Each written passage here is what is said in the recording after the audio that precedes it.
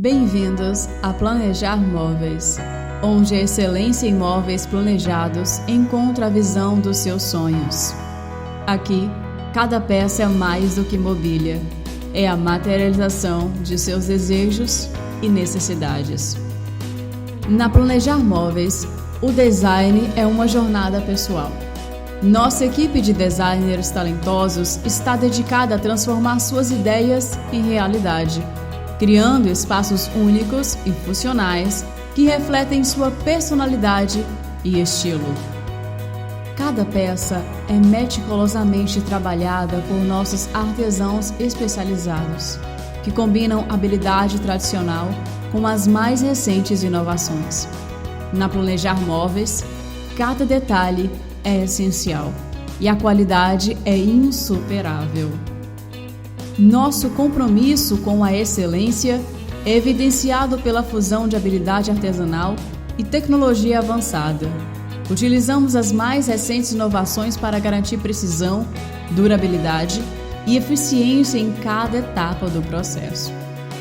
Na Planejar Móveis, valorizamos o relacionamento com os nossos clientes. Nosso atendimento personalizado garante que cada projeto seja uma colaboração guiada por suas preferências e necessidades individuais. Do início ao fim, garantimos uma experiência sem preocupações. Nossa equipe cuida da entrega e instalação, assegurando que seu sonho sob medida ganhe vida exatamente como imaginou. Na Planejar Móveis, não estamos apenas construindo móveis, estamos realizando sonhos. Seja para sua casa ou empresa, acreditamos que cada espaço deve contar uma história única. Planejar Móveis, seu sonho sob medida. Porque sabemos que cada sonho é único, assim como você.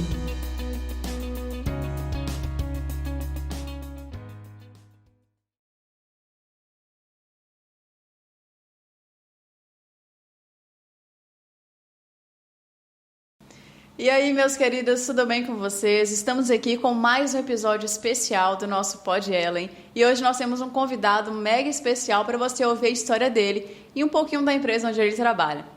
Rosenilson Albino de Oliveira, mais conhecido como Nilson da Lorena, 45 anos, filho de Valdemar e Deusuíta, esposo de Gilda, e juntos eles têm 2 filhos, Alice e Arthur. Há 22 anos ele trabalha como gerente administrativo da Nova Lorena. E hoje ele está conosco para contar um pouquinho de sua história. Seja bem-vindo, Nilson, ao Pod Ellen. Boa noite, Ellen.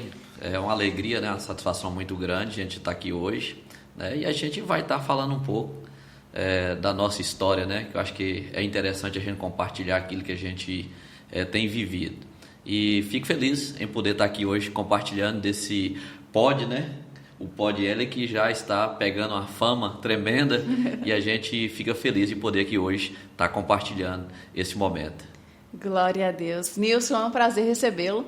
E assim, eu quero começar sabendo um pouquinho da sua infância, onde você nasceu e como foi sua infância. Ô Ellen, eu sou daqui mesmo, natural mesmo de Águas Formosas, né? Sou natural de Águas Formosas, nascido e criado aqui. Praticamente no mesmo bairro, né? É mesmo? 45 anos morando no Bela Vista. Gente! Só mudei de casa. Você conhece, então, todo mundo do Bela Vista? Se perguntar o nome das ruas, tudo você sabe. Sei todo mundo ali de baixo. Às vezes a gente vai mudando, moradores vão mudando, vem outros moradores e às vezes a gente não tem assim a gente não grava o nome de todos e nem tem o conhecimento. Que na verdade a gente acabou mudando de casa, né? Mas nós passamos aí a nossa infância todinha ali no Bela Vista. Eu lembro que a gente era pequeno. Na realidade, meu avô tinha, quando ele veio da roça, eu não conhecia a fase dele, que ele morava na fazenda. E eu sei que ele teve, meu avô, por parte de pai, o vô Leônidas, e ele teve um problema de enfermidade. Na época, até hoje, eu não entendo como que era o nome da enfermidade da época, né? Mas ele tinha ele fala que é um esfriamento, um resfriamento nas pernas. E ele sentia, as pernas ficavam geladas. E ele não tinha, assim, tanta vamos dizer assim, ele não era muito acessível para ele ficar caminhando, ele sentia dores e tal. Então nós vivemos um cenário, eu falo que dos nossos avós, né, vô Leônidas foi um que trouxe uma história bacana, porque pelo fato dele ter esse problema, ele passava muito tempo ali na rua. E ele montava jogos, esse negócio de dama. Hoje os meninos, se eu falar aqui, os mais da minha idade, né, de 45 anos, vai saber, mas a gente tinha jogos como dama, em finca. O que é isso? Você não é dessa época, né? Aí em finca que ele brincava, ele fazia uma espécie de barca no chão, né? Fazia um desenho e pegava uma madeirinha pequena e colocava um prego na ponta. E aí a gente ia brincando, ia enfincando e ia riscando. E a gente tinha que trabalhar, fazer com que a gente fazia riscos que não permitia o adversário cruzar uma linha naquilo ali. Então, você ia fazendo, estreitando. E era legal, tinha as chinas, né, que a gente brincava. E meu avô era, vamos dizer assim, um articulador dessas brincadeiras. Próximo à casa dele, ali no Bela Vista, tinha um pé de amêndoa, né? E ele fez tipo um banquinho, fazia os joguinhos aqueles joguinhos jogo da velha, esses negócios pra gente brincar. Então a nossa infância foi ali no Bela Vista. Eu ainda tive o privilégio de ser dos meninos, de pisar na lama, de correr na chuva, de arrumar os aros das bicicletas, colocava um pau entre os aros e a gente saía correndo na chuva, brincando pelas ruas. Sou da época dos carrinhos de madeira. Gente. Né? Não parece não, mas já sou um pouquinho antigo. Eu ainda sou da época da padaria do seu João. A gente vinha brincando com os carrinhos para comprar pão. Então, tipo assim, eu tive uma infância que hoje os meus filhos não tiveram. Eles são mais da tecnologia, né? E por outro lado, Ellen, uma infância também, assim, alegrias, porque a gente não tinha esse sentimento, mas a gente tinha também assim, uma vida mais difícil, vamos dizer assim, financeiramente, né? Eu posso dizer aqui que, graças a Deus, eu nunca passei necessidade, nunca passei fome, né? Mas a gente já passou por dificuldade. Fome, não, né? Mas desejo de comer algumas coisas, de possuir algumas coisas, eu já tive, e nós lá em casa, né? E nós não tínhamos assim essa fartura. O que era feito era para comer e tal. Eu tenho duas histórias interessantes da minha infância. Eu conto e as pessoas às vezes ficam rindo, né? Essa parte triste é daquela que você não tinha uma televisão, daquela que você não tinha um sofá. A gente ainda é daqueles bancos de madeira na casa, né? Uma cama de beliche, ou então dividia com os outros irmãos. Uma casa com telhado de amianto, quase batendo no teto ali, a gente quase muito baixo, né? A gente não sabia, quando chovia era uma preocupação, quando esquentava era outra preocupação. Nossa. Então, sou da época ainda que a gente ia no mato tirar lenha, né? Para vender. Mas contudo, a gente aprendeu coisas assim valiosas, que era valorizar o pouco que a gente tinha. A gente teve dificuldade na nossa infância, igual, por exemplo, eu assistia a televisão do buraco da fechadura dos outros. Oh. Né? Ainda sou dessa dava para época. enxergar alguma coisa? Pouca coisa, né? Porque além da qualidade das televisões ainda ser daquela de tubo, né? Tinha umas que ainda era preta e branca ainda. Não tinha ainda essa tecnologia de colorir as televisões. Mas a gente assistia, né? Desenhos como Thundercats, né? Jiraya. Nunca ouvi falar desse trem de Jiraya. É que você era novinha, é novinha. Fazer igual você fala, eu sou de 2000 pra cá, eu já sou de 78. Então a gente teve assim uma infância de poucas condições financeiras. Eu lembro que uma vez, quando eu entrei na escola, como eu faço aniversário no mês de maio, eu entrei já quase fazendo 8 anos. Porque hoje você coloca as crianças na escola com 6 anos. Mas antes era com 7 e tinha que ter os 7 anos completos. Então, quando eu entrei, eu já entrei, tipo assim, praticamente 6 meses atrasado. Porque como eu tinha...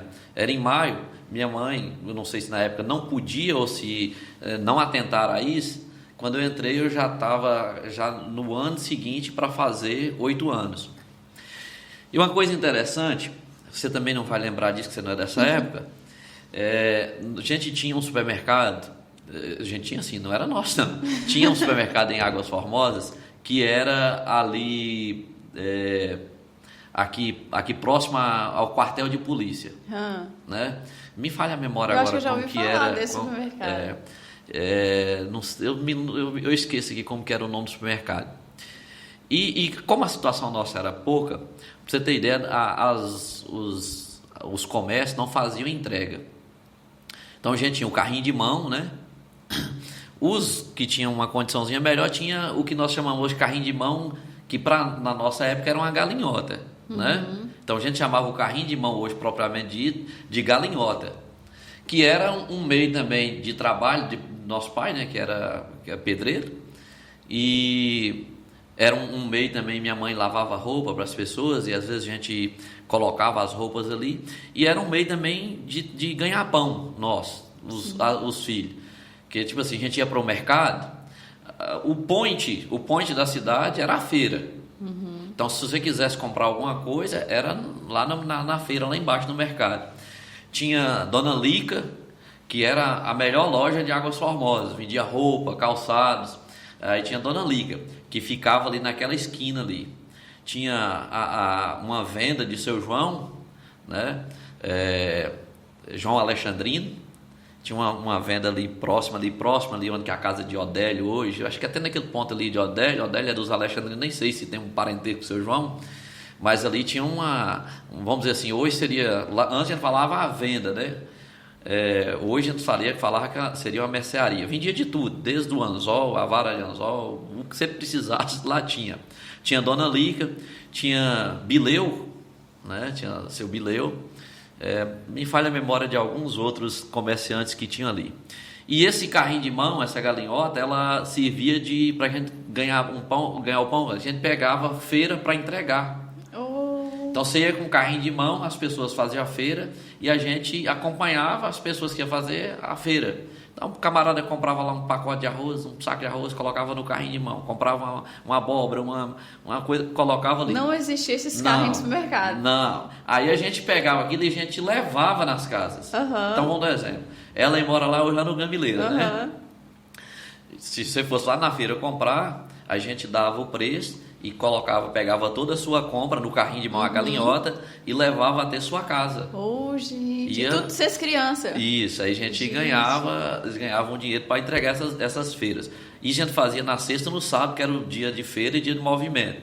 Nos outros dias a gente arrumava um soro para pegar, a gente pegava soro lá na Barbosa e Marques, pegava soro e outras coisas que a gente fazia.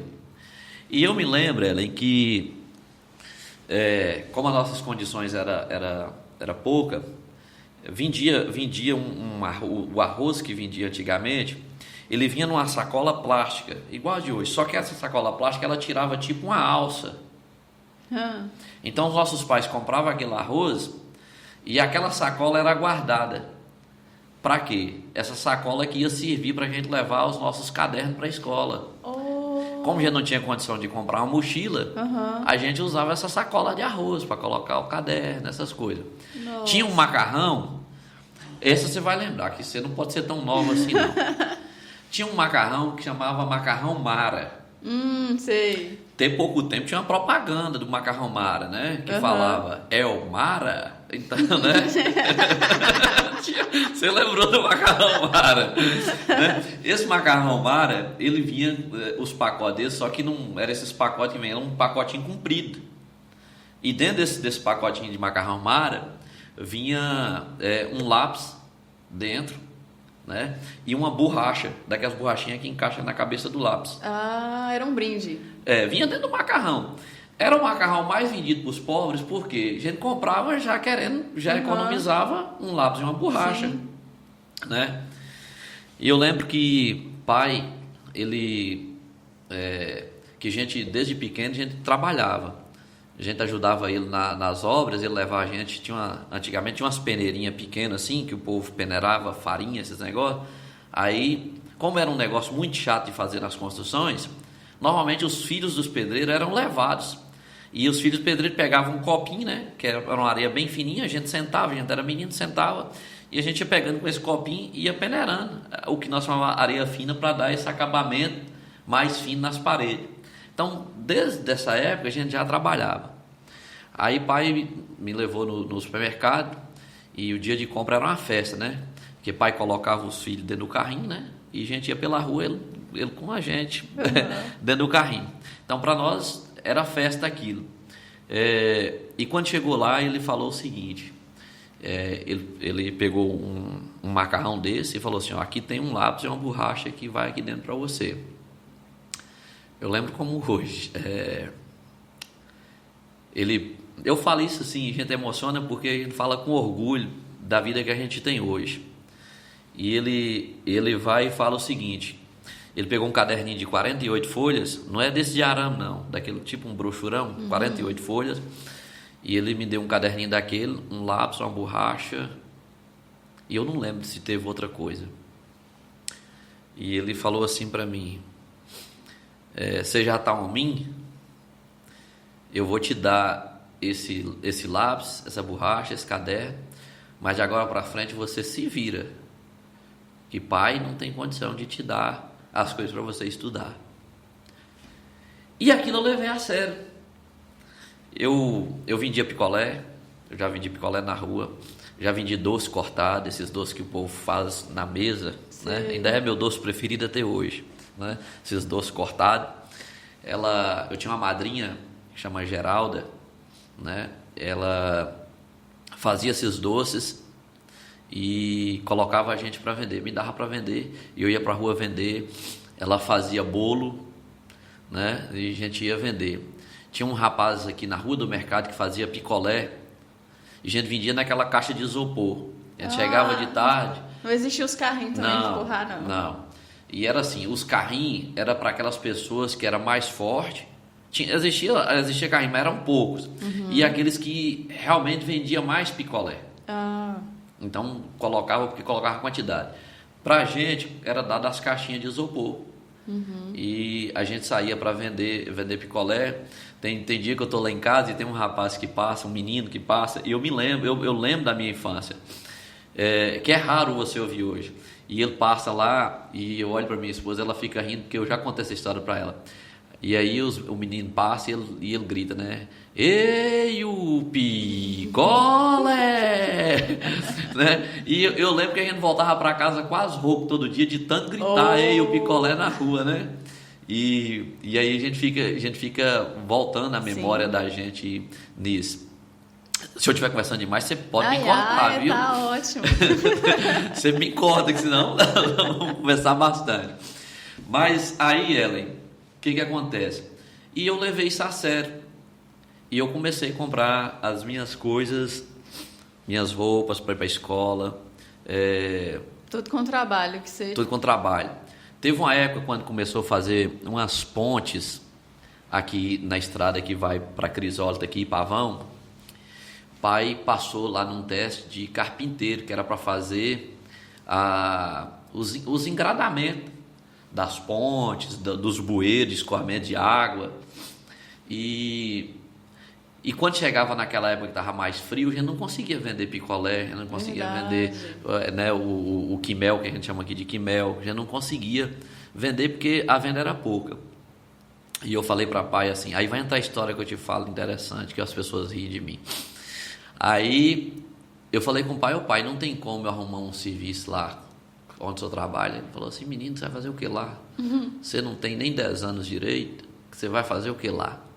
Eu falei, pai, mas eu preciso comprar minhas coisinhas, minhas coisas de escola, eu estou precisando de umas coisas e tal. Aí um dia eu fui na casa do seu Sindolfo, ele morava nessa rua aqui, essa rua que Lídio mora ali, próximo daquela casa do Zé Roberto Pedreiro, ele morava ali, seu Sindolfo. E um dia, pai foi receber o pagamento dele, eu fui com ele. Aí quando eu cheguei lá, eu falei com o seu Sindolfo, seu Sindolfo, o senhor não deixa lá um serviço para mim, não? Ele brincou comigo assim, o serviço tem lá, não dá para você não, tem serviço para lá, é para quebrar pedra. Aí, que tinha que fazer as britas, né? O que a gente fazia? Pegava uma madeira, aí você pegava, tinha a madeira assim, né? Não sei se a câmera ali pega, tinha uma madeira aqui, a gente pegava uma peça de madeira, né, um pau roliço, e a gente pegava uma borracha de pneu de carro, cortava com uma certa largura e pregava aqui de um lado, fazia tipo um arco e pregava do outro lado. Para que isso? A gente segurava aqui a madeira, colocava a pedra dentro, para ela não ficar, vamos dizer assim, espirrando farpas de pedra nas pernas da gente, não machucar, não cortar. Então você colocava como se fosse uma proteção e você pegava a marretinha e ia quebrando. Aí eu falei com ele lá, não, eu posso tentar, ué. Eu lembro como hoje eu comprei uma marretinha de meio quilo, que eu não aguentava uma maior, né? Peguei uma de meio quilo e mandei, pai fez para mim essa peça que era de colocar a pedra dentro, e eu estudava à tarde, e eu levantava cedinho mais pai e eu ia quebrar pedra. Ali não tinha essa avenida Belo Horizonte, a entrada da cidade não era ali, era pelaquela rua de casa, a rua Crisólita. A gente descia por aquela rua ali, da rua Crisólita, passava no fundo, tinha uma estrada que descia ali na rua, no fundo da fazenda de Ercílio, né? E dava acesso lá àquele rio que a gente hoje não dá para usufruir de nada, que virou praticamente um esgoto, né? Mas ali ainda era propício a banho, as pessoas lavavam roupa ali, as pessoas levavam bacias, hoje não existe isso mais, né? Mas as pessoas usavam as bacias de roupa, de vasilha e levavam para poder lavar ali. Antes era famoso as lavadeiras, né? O pessoal que ia lavar roupa até como trabalho, né? Que, como trabalho. Assim, o pessoal conta que antigamente tinha as mulheres, né? Que lavavam roupa para outras pessoas e como um trabalho mesmo. A minha mãe fazia isso. É mesmo? Minha mãe já lavou roupa para várias pessoas aqui em Águas Formosas, né? Ela, para várias pessoas aqui, ela já prestou esse serviço. E aí a gente quebrava a pedra ali onde que fala que é a ciganinha. Era um dos pontos ali de que a gente quebrava pedra. E eu saía todo dia cedo para poder quebrar pedra. Aí entra uma história engraçada. Eu tinha vontade de ter uma calça, de ter um tênis, porque eu ainda usava chinelo. Vocês nem conhecem, né? Chinelo de pneu, que chamava, o povo falava as precatas. Nunca ouvi falar. Não sei o que é. O pessoal que está nos assistindo vai falar assim, mas que camarada antigo, né? Camarada, mas eu só tenho 45 anos, viu, gente? Sou de 78. Então, o que acontece? Eu tinha esse desejo, e é interessante. E a gente ali da periferia, a festa mais importante do ano para nós não era final de ano, não era Natal, não era aniversário da gente. A festa mais importante que tinha era o São João. Era tradição, assim, mais do que hoje, né? Hoje praticamente perdeu a tradição, né? Na época, o pai fazia parte das folias de reis. E vou dar um exemplo. Para nós, que éramos bem simples, assim, bem humildes financeiramente, era a época que não tinha miséria. Então era a época que matava leitoa. Podia passar o ano todo comendo. Porque eu não me envergonho de falar da minha infância. Pai já cansou de comprar osso sem carne. Osso. Aí na feira comprava osso sem carne. Osso pelado, ele falava osso pelado. Para que aquilo? Ele colocava para cozinhar, para fazer caldo. E aquele caldo era colocado em cima do feijão e do arroz. Aí a gente tinha assim, domingo fazia macarrão, né? E, né, se desse, comia um frango. Se desse. E eu falo assim, sem tristeza nenhuma disso, porque nós ainda vivíamos uma vida melhor do que muita gente que era vizinho nosso. Mãe ainda conseguia tirar do que a gente tinha para poder ajudar quem não tinha era nada. Só que quando chegava na época do São João, não tinha miséria. Você entendeu? Nem que a gente endividasse, mas todo mundo tinha uma roupinha, mesmo que era simplesinha, mas tinha lá seu shortinho, tinha sua camiseta, e comida não faltava. Biscoito, bolo, suco, carne à vontade. E tinha as famosas fogueiras. E eu deixei juntar, se eu não me engano, foi 2 ou foi 3 meses de pedras quebradas que eu quebrava a pedra, vinha, tomava banho e ia para a escola. Aí eu deixei juntar. Quando eu cheguei lá, seu Sindolfo foi me pagar e ele, rapaz, você é obstinado, né? Aí ele me elogiava, né? Gostei de ver, você é obstinado e tal. E eu falei, seu Sindolfo, isso aqui é para eu comprar uma roupa e um tênis que eu tenho vontade. Eu nunca tive um tênis na vida. Eu lembro que meu primeiro calçado assim fechado foi uma bota solada de pneu. Quando eu fui para a igreja, eu ainda tinha, quando eu me converti, eu ainda tinha essa bota. E muita gente ria de mim, né? Porque eu não combinava nada com nada. Eu ganhei uma calça verde, colocava uma bota solada de pneu, uma camisa totalmente de cor, uma gravata, que desde quando eu converti, eu colocava a gravatinha e ia para a igreja. Aqui o povo me dava a roupa que eu tinha, eu colocava a gravata. E esse negócio de estar combinando, isso aí não existia, né? Era assim, é o que tem, vai isso mesmo. E nesse dia eu fui lá na Dona Lica, comprei um tênis. E menino tinha uma dificuldade para tomar banho. As mães da gente precisavam bater para a gente tomar um banho. A gente corria na rua, brincava, chegava a fazer aqueles colares no pescoço de sujeira. E a gente chegava em casa, a mãe falava assim, menino, vai tomar banho? Pra quê, mãe? Eu não tô sujo, né? E tava aquele colar de sujeira no pescoço assim, e a gente falava que não estava sujo. E nesse dia, que era a véspera do São João, que era o dia, né? Era o dia que a gente saía, era o dia que a gente ganhava mais bala, comia mais doce. A gente saía com a folia de reis, né? Vô participava, vô já tinha vários instrumentos que ele tinha, meu avô. Não sei se você chegou a ouvir falar de um tio meu que ele tinha problema de síndrome de Down. Ele chamava Vilmar, mas todo mundo chamava ele com Mazinho. A gente chamava ele de Timar. Que ele pegava uma caixinha, é porque ele gostava das folias de reis, né? E ele, quando acabava as folias, ele pegava a caixinha e saía na rua, né? Ele não sabia falar direito, aí ele saía batendo na caixinha e falando pimbop, pimbop, pimbop, pimbop, pimbop. E tinha um rapaz que vendia leite. Aí ele, para imitar o rapaz, ele falava pimbop, pimbop, pimbop, pimbop, ó o leite. E rodava a cidade inteira. Quando o vô não dava lá aquelas caixas, ele arrumava uma lata, dessas latas, tipo aquela lata de leite nenhum, e colocava uma corda no pescoço aqui, né? E fazia tipo e batucava esse trem, saía. E todo mundo conhecia ele? Todo mundo conhecia. Eu falava Mazinho, né? Mazinho da latinha, todo mundo sabia quem era. E ele era muito querido, ele tinha problema de saúde, mas era muito querido. Então era a festa quando chegava o São João. E aí, Ellen, eu queria tomar banho logo, porque eu queria vestir a roupa, colocar o tênis. Não sei se você já viu essa sensação de quando você calça alguma coisa diferente, que parece que você está flutuando, você está acostumado sempre com um negócio pesado. Aí você compra um tênis que é fofinho, né? Parece que você está pisando e... pisando nas nuvens. Isso. E aquilo ali, eu experimentei o tênis e eu ia lá toda hora, mãe, já está na hora de tomar banho? Não, meu filho, se você banhar agora, você vai sujar, né? Segura aí. Quando deu umas 4 horas, mãe, já está na hora de tomar banho? Ela, vai, menino chato, vai banhar logo.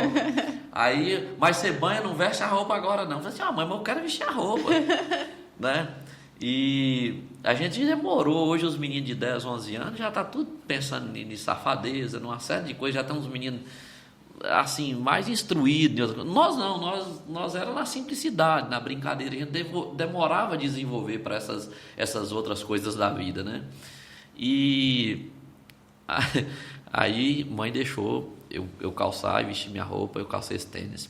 E era daqueles tênis bem fofinhos. Só que tinha um problema, naquela época não tinha esses tênis. Quer dizer, se tinha, não era ao meu alcance financeiro de comprar, né? Esses tênis não eram costurados, eram tênis colados.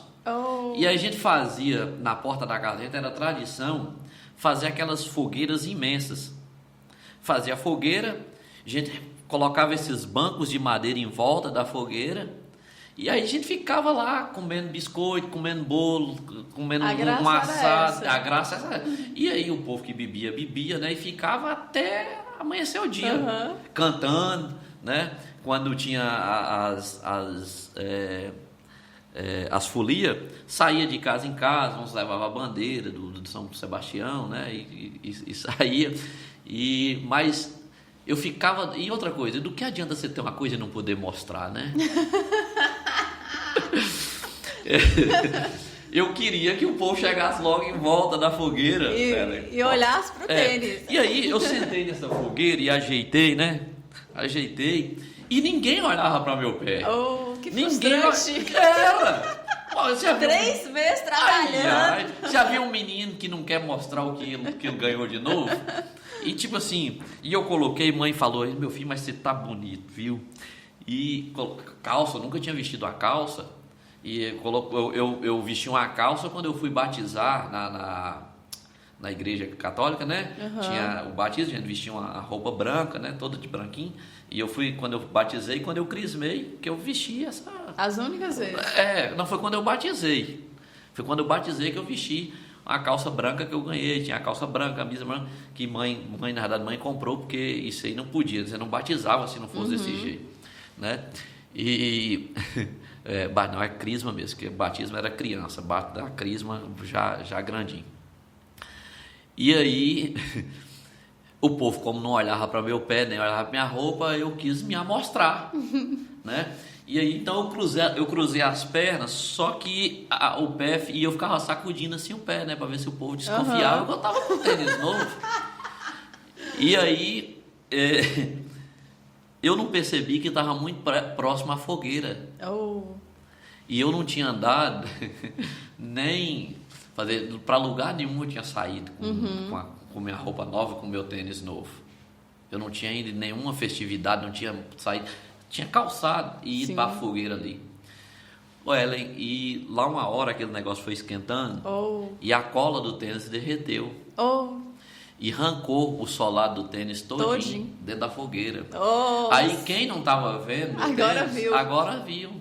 E aí começou. Para mim foi um dos piores dias da minha vida, de infância. Foi quando aconteceu isso, porque eu vi tipo assim um sonho.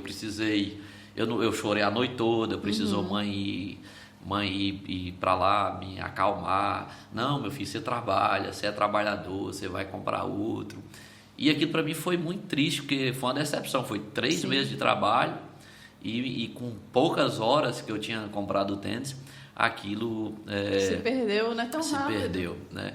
Então, a gente fala que a infância é difícil, mas uma infância que nós fomos ensinados a correr atrás daquilo que a gente queria. A gente foi ensinado a ser honesto. Se hoje eu desviar do meu caminho, eu não posso culpar meu pai, minha mãe. São valores que eles passaram para mim, que eles não tinham escolaridade, pai não tinha escolaridade, mãe não tem escolaridade, mas esses valores, se eu chegasse em casa, Ellen, com uma jujubinha dessa, com uma balinha dessa, minha mãe perguntava, quem te deu? E era assim, se não fosse uma coisa muito distante, ela pegava a gente e levava na casa da pessoa para perguntar se realmente tinha dado a gente aquela bala. Uma época, seu João me deu um bombom.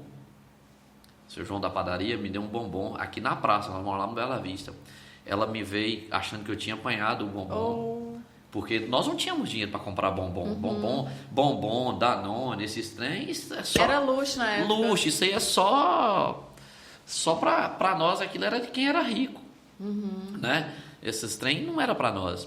E eu cheguei com um bombom em casa. É tanto que para mim, você pode me dar qualquer bombom chique. Para mim, o melhor bombom é o bombom da garota, aquele serenata de amor. Porque foi o primeiro bombom que eu comi. E assim mesmo, eu quase perdi a orelha por causa dele. Porque eu cheguei em casa com um bombom desse e mãe achou que eu tinha apanhado escondido de alguém, porque eu não tinha dinheiro. E não era uma coisa que as pessoas davam, né? Não era uma coisa que as pessoas davam. E ela veio lá do Bela Vista com a mão na minha orelha, até chegou no Seu João. Aí foi que o seu João falou: dona Dé, não faz isso, que ela chama Delzira, chama a dona Dé, né? Ô, dona Dé, não faz isso não. Foi seu menino que é muito inteligente, eu errei um troco e ele consertou, ele não quis levar o dinheiro a mais. Eu achei bonito pela honestidade dele e dei eles bombom. Aí foi que mãe, né, ela voltou, então agora você pode comer o bombom, né? Já não tinha nem mais graça comer o bombom. Mas eu comi, chorando, mas comi, né? Que era uma coisa que a gente não se via. Então, Ellen, desde ainda criança, a gente foi crescendo. Eu fui para uma oficina, né? Trabalhei na oficina. Teve quando eu me converti, o pastor Jurandir tinha um Fusca, né? Dessa eu não sabia. Tinha um Fusca, um Fusquinha verde, e praticamente aquele Fusca foi um experimento para mim, porque onde que eu trabalhava deixou praticamente eu reformar o Fusca. É mesmo? Eu saí da oficina, eu já estava quase pintando, não tinha pintado nenhum carro ainda, né? Mas eu já deixava um carro praticamente preparado para o pintor chegar e jogar tinta nele. Então, isso ainda é muito novo. Depois eu fui trabalhar em marcenaria, trabalhei com o seu Djalma, é vivo até hoje, né? Ele só está morando em São Paulo. E foi lá que eu tive, né? Olha para aquela câmera ali, né? Sim. E eu perdi esse dedo. E como é que aconteceu? Isso aqui, por incrível que pareça, se eu não me engano, eu tinha 14 anos. Sério? E eu fui passar, no fim do dia, eu fui passar uma madeira. E era uma tábua de vinhático. E para quem não sabe, a tábua de vinhático, a madeira de vinhático, ela solta tipo uma bucha. Quando você está serrando ela passa tipo uma bucha. E eu não tinha tanta experiência. Eu serrava com ele, eu serrava mais o menino de Ladios e tal, mas sozinho eu nunca tinha tirado.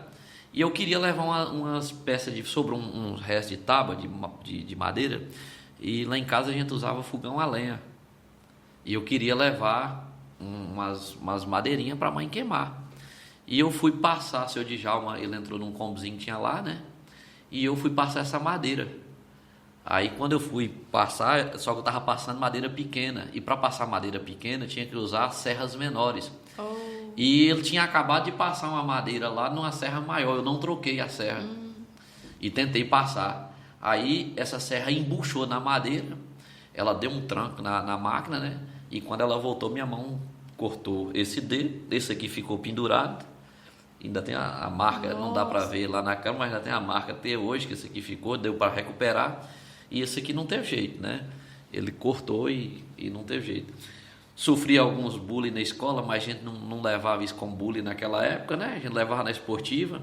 Mas se a pessoa pegasse aqui na minha mão, as meninas da escola, os meninos, que na escola antigamente ia para o pátio cantar o hino nacional. E tinha uma hora que dava as mãos. Então, quem não sabia, se eu pegar na sua mão, você vai sentir diferença de uma mão para outra. É esquisito, realmente é esquisito. Eu mesmo pego e sinto esquisito. E teve muita gente que, às vezes, na escola, quando pegava na mão, eles puxavam, né? Tomava aquele susto, e aquilo, a gente ficava triste, mas com o tempo você foi vendo que negócio, né? Aí eu voltei para a oficina, eu quase ficava sem a rótula aqui do joelho, que um carro desceu aqui, arrancou esse tampo do joelho, né? E nesse meio tempo, quando eu estava ainda na marcenaria, foi que me apresentaram vamos dizer assim, uma forma diferente de crer em Deus, né? Me apresentaram através do irmão Djalma. Ele já era crente, já era evangélico, e ele falava de Jesus para mim. Ele tinha um cuidado de todos os dias, ele tirar um tempo para ele falar de Jesus. Aí um dia eu falei com ele assim, e como que eu faço para eu ser crente? Aí era tudo na simplicidade, ele falou assim, você ajoelha aqui que eu oro por você. E aí lá no meio do pó mesmo, lá da oficina, né? Eu lembro como hoje foi numa terça-feira, eu joelhei e ele fez uma oração por mim. E aí quando foi à noite ele me levou para a igreja, e aí tinha aquele negócio, né? Hoje o povo banaliza muito isso, mas você ia numa casa, evangelizava, uma pessoa convertia, você tinha o cuidado de levar ele na igreja, ia lá na frente com ele e apresentava ele, ele converteu, eu orei por ele, ele converteu. E aí você ingressava na igreja, era recebido, né, como um novo Sim. crente ali naquela comunidade. E assim que aconteceu. E nessa época, quando ele te levou para a igreja, já era a Assembleia? Já era Assembleia. Eu nunca frequentei outra igreja. É mesmo? Eu agora, no mês de março, eu faço 32 anos de Assembleia de Deus. Gente, muito tempo. Nunca tenho orgulho, assim, eu amo a minha igreja, amo a minha igreja. Não concordo com algumas coisas, não sou, vamos dizer assim, não vou ser hipócrita, não concordo com algumas coisas, mas eu acho que a minha igreja ainda está num padrão, vamos dizer assim, aceitável biblicamente. Eu ainda creio que o que ensina é a verdade, é a palavra. Se alguém às vezes ensina uma coisa às vezes de repente diferente, é por falta de conhecimento, não por maldade ou por querer.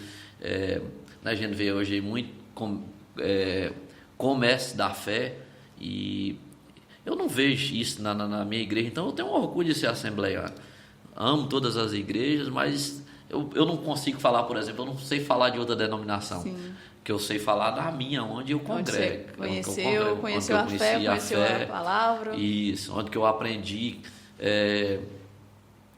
a respeito de Jesus, onde eu tive um encontro mais real com Ele, onde eu tive experiências, por exemplo, de ser curado de uma enfermidade, né? Onde falava que não tinha jeito. Eu já tomei Tegretol, Gardenal, entre outros remédios para epilepsia, né? E graças a Deus eu fui curado. Então a gente fala isso com muito orgulho. E a epilepsia é uma situação muito triste. Assim, a epilepsia não tem cura, né? Meu tio, por exemplo, ele toma remédio e assim, se ele não tomar um remédio ou se ele comer alguma coisa que ele não pode comer, ele passa mal. E é feio de você ver assim, porque é uma tristeza e você não consegue resolver e ajudar. A epilepsia, os médicos falam o seguinte: eu não sei agora com as tecnologias que, né, a melhora na saúde, mas eles falam assim: a epilepsia não tem cura, a epilepsia tem controle. Então, se você segue a risca ali, algumas coisas, por exemplo, igual você falou, você fica limitado a alguns tipos de comida. Então, comidas gordurosas. Sim, ele, por exemplo, não pode comer carne de porco. Refrigerantes que contêm muito gás, praticamente todos, você não pode. Chocolate, também tem uma restrição para o chocolate. E aí vem coisa assim que te entristece. Por exemplo, como andar de bicicleta, andar de moto, subir escada, tomar banho em rio. Você sempre vai ter que ter um acompanhante. Sim. Porque a qualquer momento você pode sofrer uma crise. Eu cheguei a passar muito tempo da minha infância banhando com a porta sem poder fechar, só encostava a porta. Porque poderia ter uma crise ali. Se você tem uma convulsão, até a água ali do chuveiro pode te afogar. Nossa. Então, é uma série assim, de coisas que um epilético passa, que às vezes ele entristece. Mas, igual eu falo, tem um controle. Você levanta a cabeça, toma os remédios certinho, né? Eu comecei tomando 2 vezes ao dia, de manhã e noite, depois diminuiu, né? Aí chegou um ponto que a minha fé falou mais alto e eu senti de Deus que eu estava sendo curado, né? Inclusive Deus usou até o pastor Jurandir para ministrar essa cura na minha vida. Que bênção. Eu lembro que é uma coisa assim interessante. Era num culto de domingo e o pastor Jurandir, a gente até sente saudade de alguns cultos que ele fazia e que hoje, devido à idade dele, não tem mais assim condições. Mas ele tinha a fé do pastor Jurandir para ministrar a cura divina. Ela é assim, sem base na nossa ótica humana, né? Ele tem uma fé muito grande em relação à cura divina, aos milagres. Quando ele veio aqui participar, ele contou o testemunho de cura assim, de câncer, por exemplo, de pessoa com câncer. E é incrível, né? Incrível. Ele declara e realmente... E não é invenção. Tem gente que acha assim, isso é invenção para ganhar ibope para a igreja. Não. Que na verdade não é a igreja que cura, não é o pastor que cura, né? É verdade. Toda honra e toda glória para Jesus. Não é todo mundo que vai ser curado. Sim.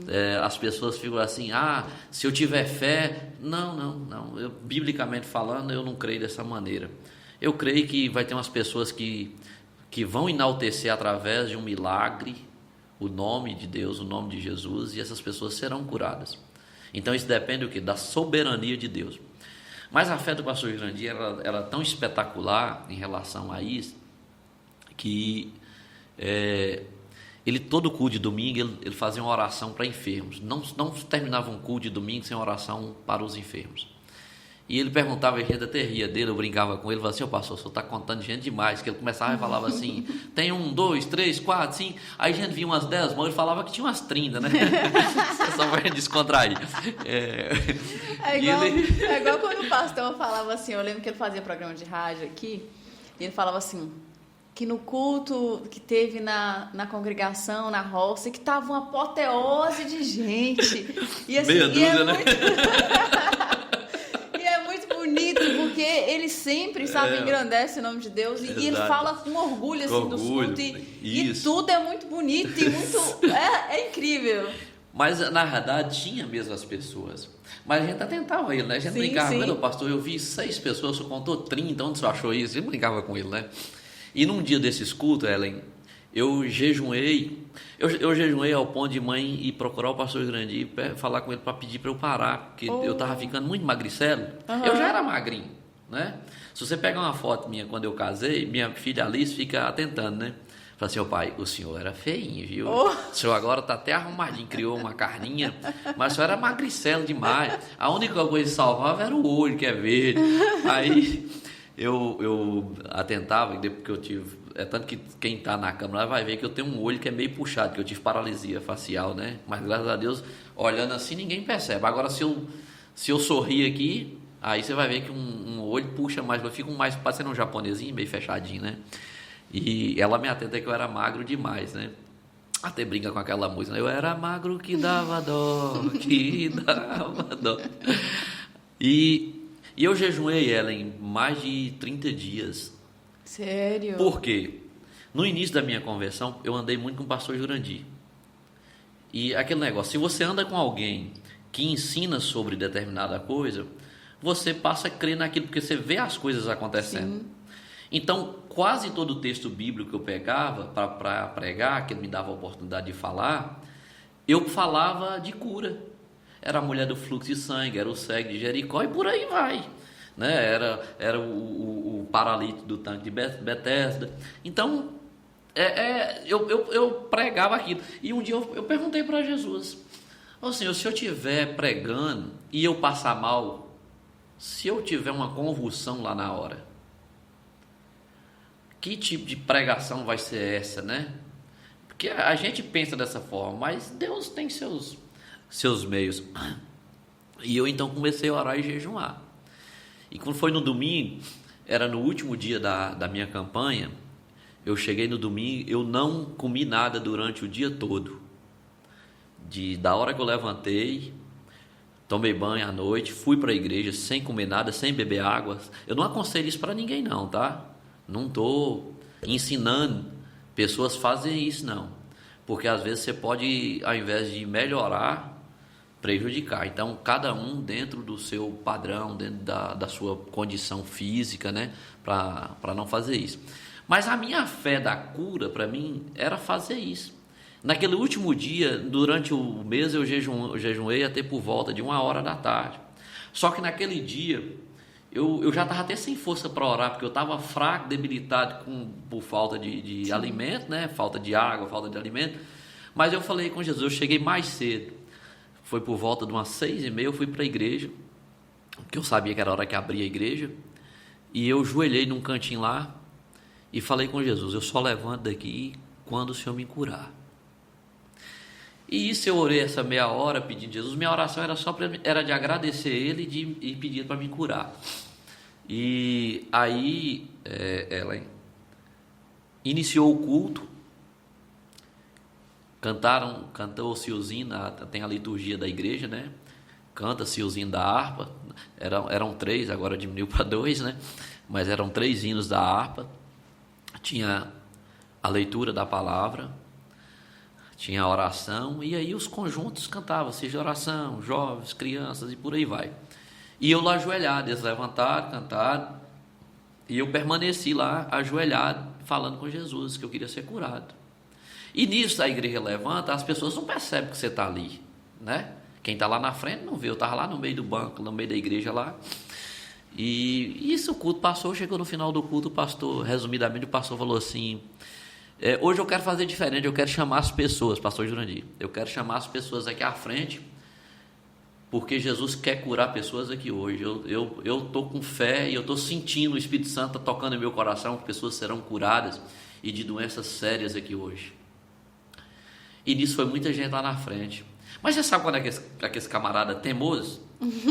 Eu falei assim: ô Senhor, e ele falava, e o Espírito Santo de Deus lá no banco falava comigo: vai, você vai ser curado. E você sabe que esse camarada pirracenta, que pirraça com Jesus? Você ficou lá ainda? Eu fiquei.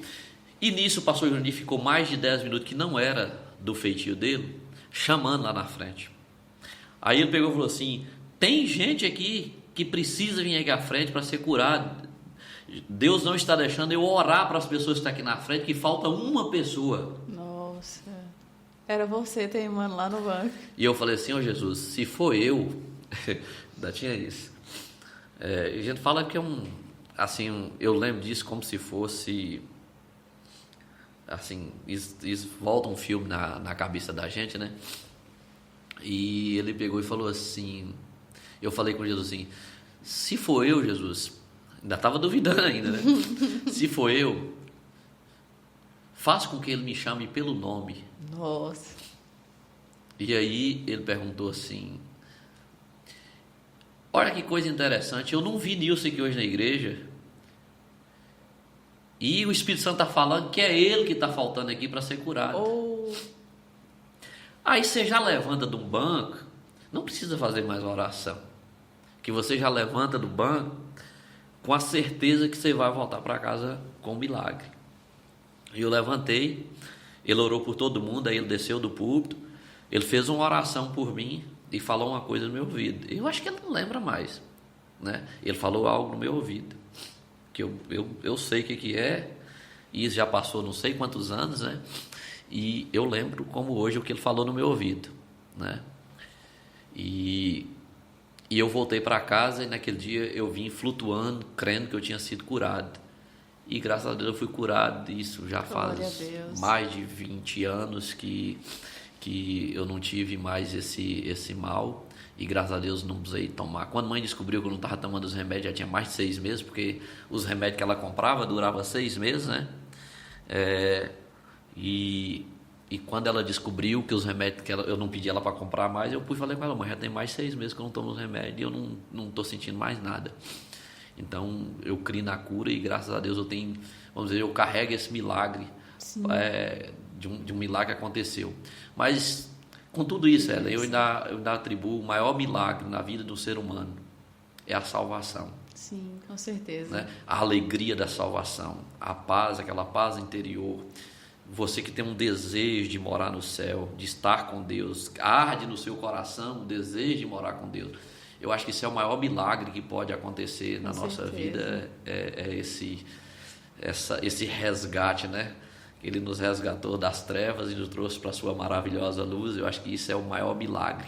Vai ter pessoas que serão curadas como eu fui, mas vai ter pessoas que vão padecer a enfermidade, vai lutar com a enfermidade, vai morrer com ela, né? Sim. Mas uma vez Jesus falou para os discípulos dele, né, que eles deveriam alegrar não porque demônios eram expulsos quando eles falavam de Jesus, não quando pessoas eram curadas, quando eles determinavam, quando eles ministravam cura, mas ele disse para os seus discípulos: alegreis por ter os vossos nomes escritos no livro da vida.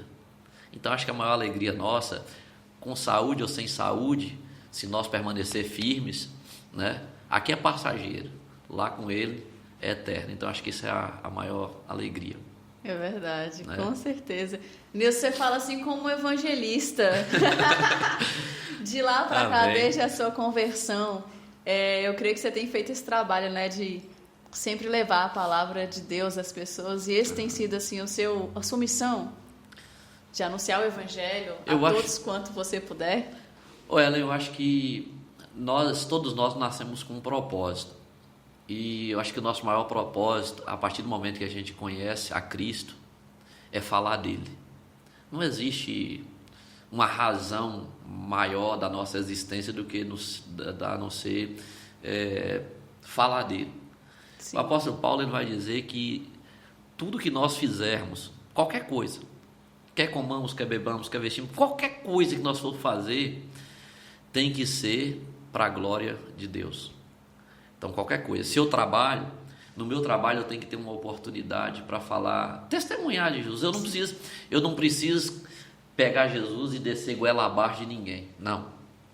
Só de falar de Jesus, só de falar do que ele já fez, só de testemunhar do que ele fez na vida da gente, já é suficiente para que as pessoas abram o coração e permitam que Jesus entre. Que nós não convencemos ninguém de nada. É verdade. É o Espírito Santo que convence.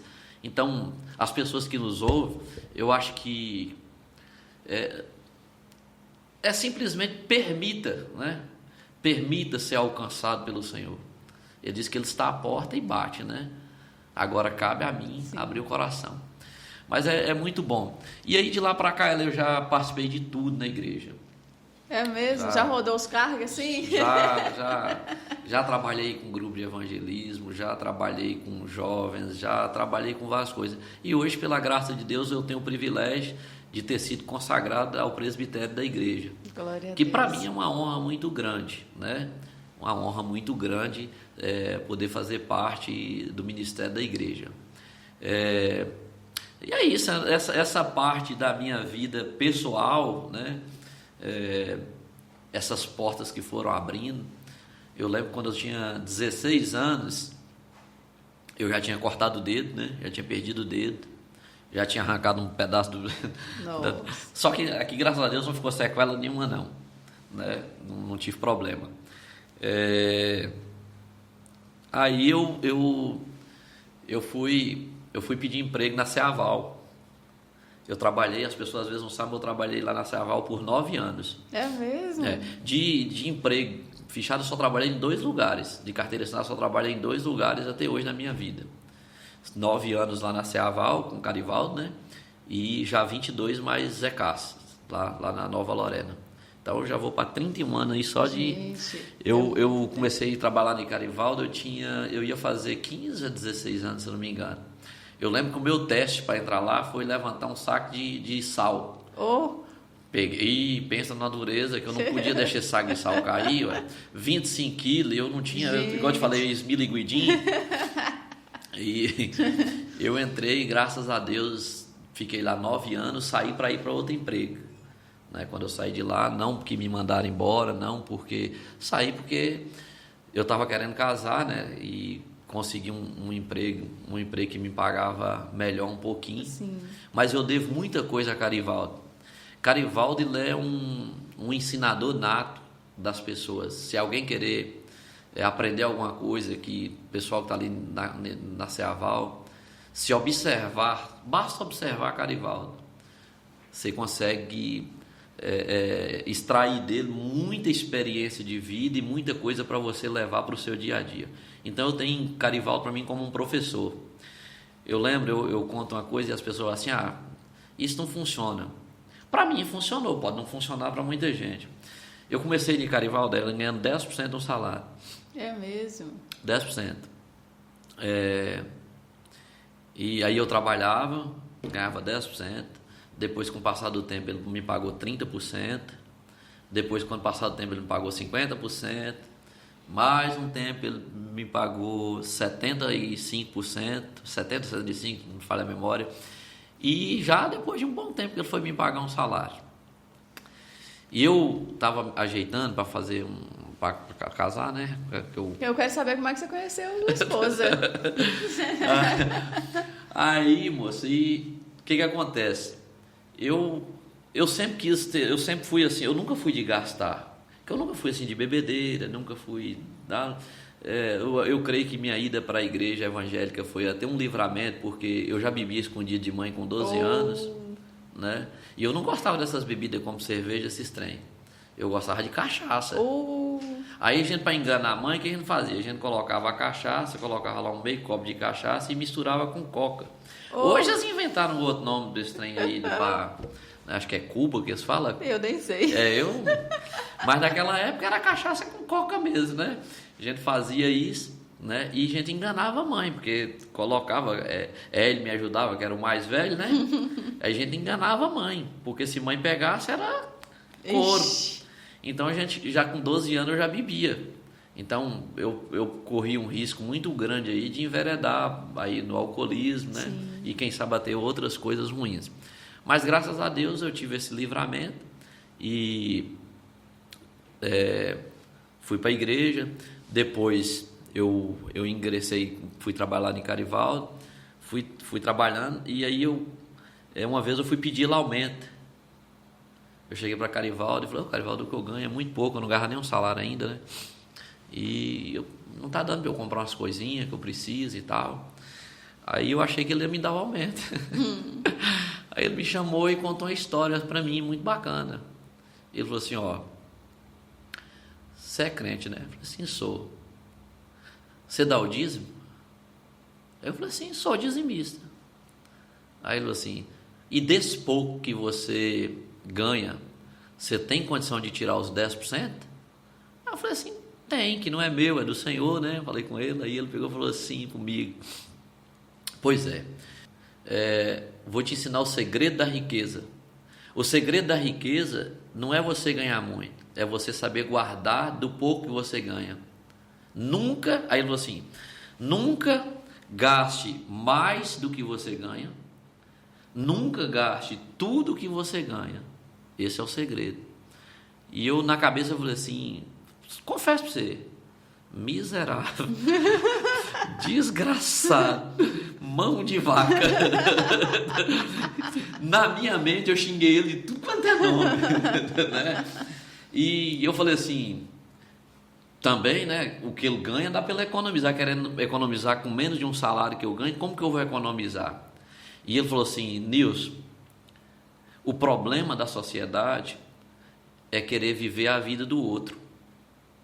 Então, você não pode querer viver minha vida. Você não pode querer ter o que eu tenho. Porque a sua realidade é outra. Mas você, se economizar, pode mudar a sua realidade. Eu agradeci ele, né? Que eu tinha que ser educado. Eu queria mandar ele lá para aquele lugar, né? Mas na hora lá, agradeci ele. Cabeça baixa, saí de lá da loja quicando de raiva, querendo esfregar ele, né? Só que quando eu cheguei em casa, Ellen, eu sou um cara que às vezes eu avalio mais uma crítica do que um elogio. Eu sempre fui desse jeito. Quando a pessoa me elogia demais, eu não dou muita atenção. Mas quando você me chama à parte e me dá um toque em alguma coisa que eu errei, eu passo a olhar de outra maneira. Não com um mau olhar, mas com um bom olhar. Eu sou de poucos amigos, porque eu nunca gostei de gente bajulador. Eu não incomodo se você chegar e me chamar a atenção. Não. Desde que aquilo está me fazendo crescer para alguma coisa. Eu avalio muitas críticas. Muitas críticas. Eu tenho muito medo de elogio, porque o elogio eleva o ego da gente e você acha que você está com a razão, que você pode, que você é o cara. E quando você recebe uma crítica, na hora você fica triste, na hora você fica nervoso. Mas se você tiver um sensozinho de parar e pensar: espera aí, por que Ellen falou isso de mim? Por que ela trouxe essa conversa até mim? Então, quando você avalia, você pode pegar aquela crítica e consertar, avaliar se você errou e fazer do seu erro um acerto lá na frente, não errar mais, né, e sair bem. E eu sempre peguei isso. Na loja, por exemplo, lá de Zé, eu tinha um amigo que era desse. Eu tenho um amigo que quando ele trabalhava junto com a gente, ele era desse jeito, que é Ciro. Ciro, Cotinha, né? Ciro, ele nunca era aquele cara que, se ele percebesse que você fez uma coisa errada, ele passava a mão na sua cabeça porque você era chefe. Não. Ele ficava assim: moço, ele tinha um negócio de morder o canto da boca. Ele falava assim: moço, você quer mesmo que eu te fale o que é que eu penso? Quando eu tinha alguma dúvida de alguma coisa que eu poderia ter feito errado, eu gostava de ouvir Ciro. Porque Ciro era aquele camarada que ele não misturava amizade, nem se era patrão, se era gerente, se era superior a ele. Não, se você perguntou ele a opinião, ele dava a opinião dele. Ô Nilson, eu acho isso e isso, acho que se você tivesse feito desse jeito, tinha sido melhor. Eu agradeci a ele e eu nunca tive vergonha de ir lá e falar assim: olha, eu errei com você e quero consertar. O que eu faço para a gente poder sanar isso? E aí, sim, né? E E aí eu fui para casa com aquela raiva toda. Só que quando chegou lá, depois de um banho, de esfriar a cabeça, eu falei assim, sabe que Carivaldo tá certo? Eu vou tentar para ver. E aí, em 94 eu abri uma conta no Banco do Brasil, uma conta poupança. Eu tenho ela até hoje, conta poupança. Virou conta corrente, né? Mas é minha conta desde 92, 94, se não me engano. Aí eu abri essa conta. E todo o dinheiro que eu ganhava, pra você ter ideia, eu fui tão seguro para economizar que eu vim comer uma pizza, eu tinha 19 anos. Sério? Saber o que era uma pizza. Gente. E eu levei a sério o que Carivaldo falou comigo. Então, com essa economia, ganhando menos de um salário, eu consegui comprar um terreno. Caramba! Economizando. Eu tirava os 10% do meu dízimo e colocava 10% na poupança. Parecia ser insignificante, mas aparecia uma oportunidade que era exatamente o valor que eu tinha na poupança. Olha pra você. E eu comprei um terreno que é a casa que eu moro até hoje. Gente. Né? Então, tipo assim, e nisso eu aprendi lá em casa, se eu tiver um dinheiro que dá para comprar um lanche, que dá para comprar uma pizza, que dá para fazer um churrasco, mas desde que eu não gaste tudo que eu tenho, entendeu? Eu não compro aqui esse copo aqui financiado a prazo se eu já não tiver dinheiro na conta para pagar. Eu nunca fiz dívida desse jeito. Eu só compro alguma coisa. Ele falava, ó, e evita comprar a prazo, fiado. Não compra o fiado, não. Então, porque com a vista você ganha desconto. Aí eu levava isso. Primeiro também que não dava para comprar fiado, que o que eu ganhava era pouco. Se eu fizesse uma dívida, eu não pagava, né? Então, eu comecei a economizar. E isso é uma lição que eu aprendi com o Carivaldo, que eu levo para a vida, né? Então, eu comecei assim, eu ando com Ellen, e Ellen tem carro, Ellen tem uma moto, ela tem uma bicicleta, mas eu não tenho condição de ter uma bicicleta. Eu nunca quis viver a vida de Ellen. Nunca usurpei, tipo assim, porque tem gente que não tem as coisas, mas por andar com determinados amigos, ele tem vergonha da condição dele, financeira dele, e ele quer parecer que tem igual amigo. Aí ele entra em dívida, ele entra em situação difícil, complicada, e lá na frente, como diz minha mãe, se estrumbica, né? Se estrumbica, quebra a cara. E eu sempre soube separar. Eu andava mais Carivaldo, mas eu sabia que o padrão de vida de Carivaldo era um, o meu era outro. Eu fui andar com o Zé, eu sabia que o padrão de vida dele era um, o meu era outro. Eu nunca andei com alguém e tentei viver a vida dele. Eu estou aquele momento com ele, quando eu saía dali eu voltava à minha realidade. Olha, hoje eu não tenho dinheiro para comprar carne, vamos comer ovo, né? Hoje eu não tenho dinheiro para comer ovo, vamos comer o pé de galinha, né? Então, tipo assim, depois que de muito tempo comendo pé de galinha, que eu vim saber que aquele trem serve para o rosto, para a pele, né? Era para estar comendo até hoje. Hoje a gente nem acha mais o pé de galinha para comprar. Então, tipo assim, a gente foi aprendendo. Sim. E eu levei isso, eu ensino meus filhos hoje. Tipo assim, meu menino, ele é mais seguro, tem 11 anos, mas é mais seguro. Minha filha já é mais mão aberta. Eu falo com ela, olha, você está no caminho errado. O segredo, por menos que você ganha, é economizar o que você ganha, para você ter alguma coisa amanhã. Você nem ganhou, você já gastou o que você ainda vai ganhar, você já está errada. Então, primeiro ganha, planeja, depois você gasta. E com isso, graças a Deus, Deus veio abrindo porta. Aí, depois de um tempo, depois de 9 anos, Edileuza me chamou para trabalhar lá na Nova Lorena. Ainda era o nome lá, Águas Belas, Materiais de Construção, né? É mesmo? Tinha um nome. Na verdade, tinha Lorena no papel, né? No Fantasia, mas na razão social era Águas Belas. E eu fui para lá, eu tentei com o Carivaldo ver se ele igualava o que ela me ofertou, Mas não só que o que ela me ofertou era bem mais do que ele me pagava.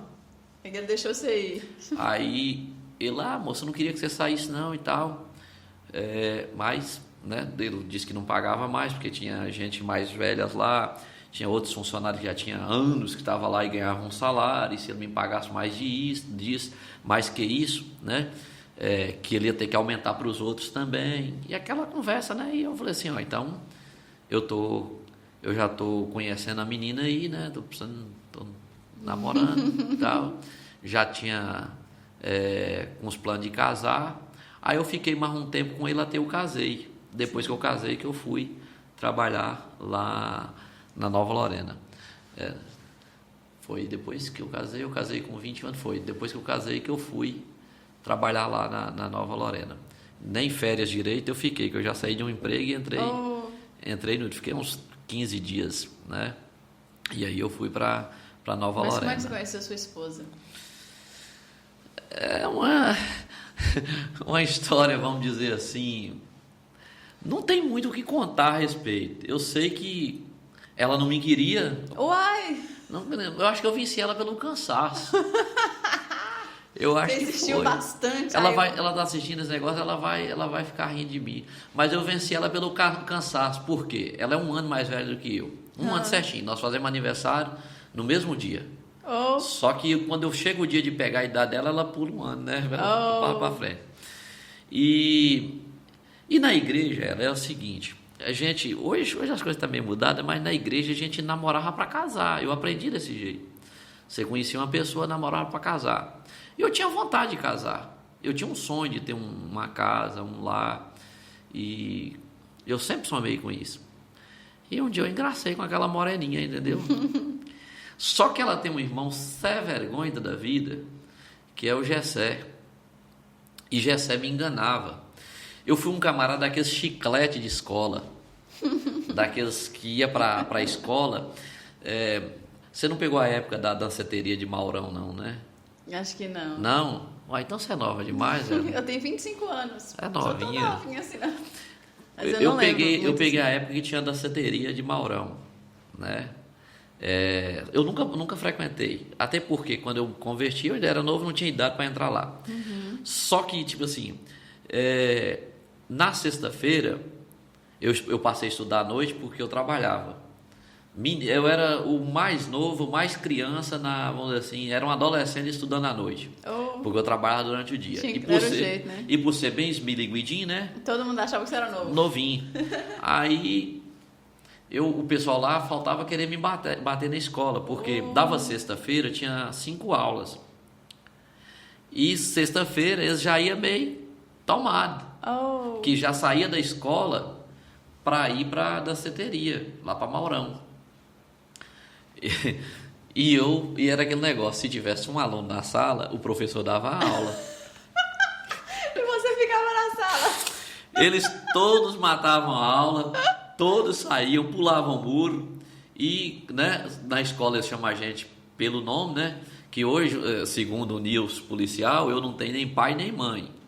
Aí eu perguntei por que o Nils, ele fala que ninguém fala Nils de Dona Dé, Nils de seu Dema, né? Pai chamar ele de seu Dema, fala Nils da Lorena. Então ele brinca e fala, você não tem nem pai nem mãe, você é Nils da Lorena. Mas naquela época, escola era pelo nome, né? Rosa Nils.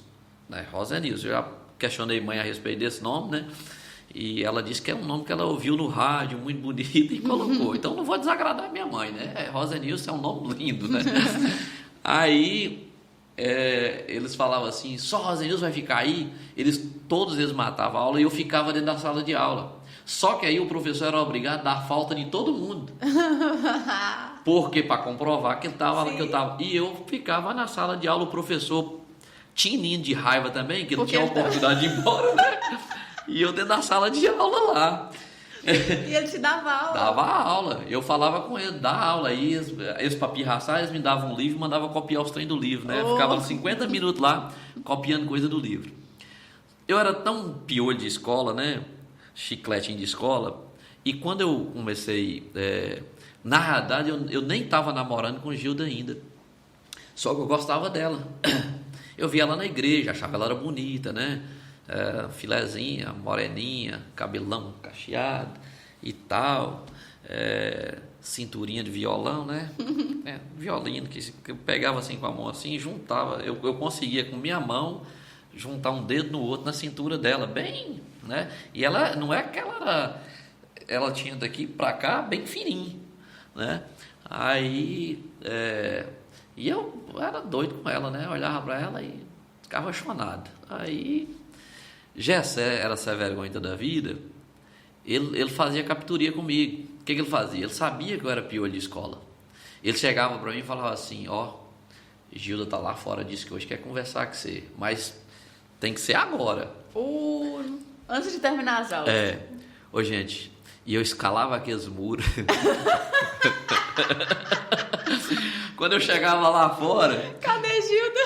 Tinha ninguém lá não. Tinha ninguém lá não. Era só zoeira. Aí ele brinca comigo assim, não, era pra me vingar de você, porque a gente disputava, a gente tinha um grupo de colega que a gente disputava as melhores notas.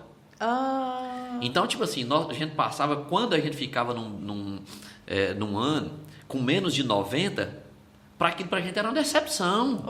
Gente. Aquilo é uma tristeza. E hoje o povo é na média. Hoje é na média. Consigo na média, tá bom. Perdão, 60 ali já tá ótimo. Gente, eu já cheguei no meu histórico, tem nota com 99. Nossa, eu também era um pouquinho assim, viu? Na minha época também tinha esse negócio queria ter a nota boa. Aí tinha uma vantagem, né? Que você na sala de aula, todo mundo naqueles trabalhos em grupo, todo mundo queria... Escolher você, porque você era inteligente. Exatamente. Então, mas era dedicado, não era tanta inteligência que a gente dedicava ao ponto assim... Estudava bastante, né? Exato. E a gente tinha um grupo lá, né? Tinha eu, Manel Messias, Fabiano. Tinha uma turminha nossa que a gente insistia. Tinha umas meninas que eram muito dedicadas. E a gente montava grupo de estudo para isso. E era bem interessante, né? Era bem interessante. E aí ele falava o seguinte, que ele foi colega meu na primeira série que eu estudei no Major Raimundo, né? A primeira série nós dois passamos. Aí foi para a segunda nós passamos, foi para a terceira. Aí quando nós fomos pro ginásio, ele fala que ele tinha que vingar de mim, porque eu passei da quinta para a sexta, ele ficou na quinta, que tinha bomba nessa época, né? Não é igual hoje, que dá trabalho e passa as pessoas. Eu fui para a sexta, ele ficou na quinta. Eu fui para a sétima, ele ficou na quinta. Dó! Eu sei que eu fui passando de ano e ele foi ficando para trás. E nós começamos juntos. Aí lá dentro, mas é claro que é brincadeira de Gessé, né? Sim. A gente sabe que é a gozação dele. Aí ele fala que para vingar de mim, ele mentia para mim que a irmã dele estava me esperando para ver eu matando aula, que eu não matava aula de jeito nenhum. Mas até um dia a gente conheceu, conversamos, né? Eu era bem tímido também, né? Bem tímido, não tinha experiência nenhuma com namoro. Foi minha primeira namorada, vamos dizer assim, namoro mesmo, né? Você tinha aquelas paquerazinhas de ir num cantinho de rua lá, dar umas bicotinhas e voltar, né? Eram as bicotinhas mesmo, não era beijo, eram as bicotinhas mesmo. Mas namoro mesmo eu tive com ela. Eu namorei 4 anos e casei, né? Aí casei virgem ainda. Eu ainda sou da época minha primeira namorada, é a minha esposa, espero que seja a única, né? Espero que seja. Nós já temos 24 anos de casamento, 28 anos juntos, né? 4 não morando juntos, né? Mas 4 anos de namoro. E 24 anos fez agora em dezembro, dia 30 de dezembro. Você falou que ela já era da igreja? Que ela nasceu. Nasceu lá na igreja. Quando nós fomos casar... E como é que foi pra você convencer os pais dela a te aceitar como namorado? Tem isso, né? Naquela época era mais difícil. Não era difícil. Hoje. E eu fui homem, minha filha. Fiz o protocolozinho certinho. Você foi lá, pediu a mão Pedi a mão dela, levei as alianças. Gente. Teve o noivado. Pedi a mão dela em casamento. Tudo bonitinho, como manda o figurino. Né? Eles fizeram lá. Os pais dela já gostou de você na hora. Então. Não, mas aí é que tá. O pai dela... Irmão Zé Nunes, ele é que para mim hoje é um pai, né? Irmão Zé Nunes, Maurinda, eu gosto deles assim, como um pai e uma mãe. Ele na época ele chamou Gilda e falou com ela: minha filha, você esperou tanto tempo, porque Gilda era bem pacata também, né? Você esperou tanto tempo para poder namorar, e quando você arruma um namorado, você arruma uma criança, né? Que tipo assim, eu era bem esmiliguidinho mesmo. Se você pegar, igual eu te falei, pegar uma foto minha quando eu casei, você vai falar assim, essa menina era corajosa mesmo, né? E aí, Ellen, desse casamento, o seguinte, nós trabalhamos e nós passamos nós namoramos 4 anos, porque boa parte desse tempo nós namoramos à distância, porque os pais dela viajou, foi morar fora, ela foi trabalhar em Valadares, e a gente via de vez em quando e, tipo assim, nós não tínhamos condição nem de eu ir lá, nem ela vir cá, e de vez em quando eu ia uma vez no ano, outra vez ela vinha, então demorou 4 anos. E a gente não queria casar para morar de aluguel, dada a condição financeira também.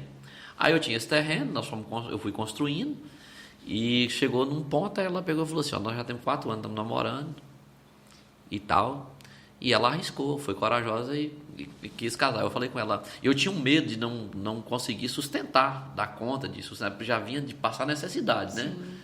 Aí eu tinha medo. Eu falei assim, moço, mas a casa não tem não tem vidro nas portas, que eu tinha ganhado uma porta, né? Só que eu ganhei só a armação da porta.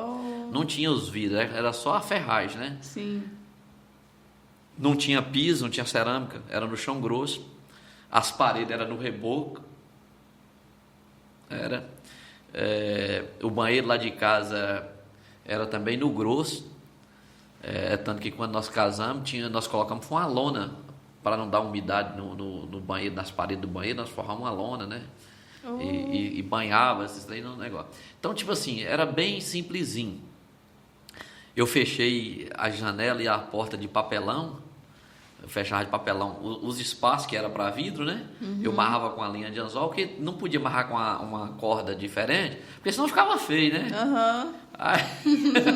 Aí o papelão amarrava com a linha de anzol, mas ninguém vê a linha, para ficar bonitinho. Mas tinha um muro assim para ser seguro? Tinha. Era seguro, então não tinha como entrar. Não, a porta era fechada, o que podia passar era um gato, um cachorro, um negócio. Sim. Mas gente não conseguia passar, porque o buraco da porta era pequeno, né? Então, gente não passava. Um gato conseguia, cachorro só se fosse pequenininho.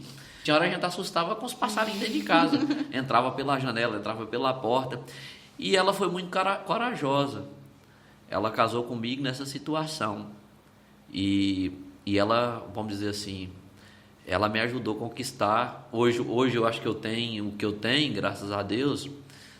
Eu devo isso a ela.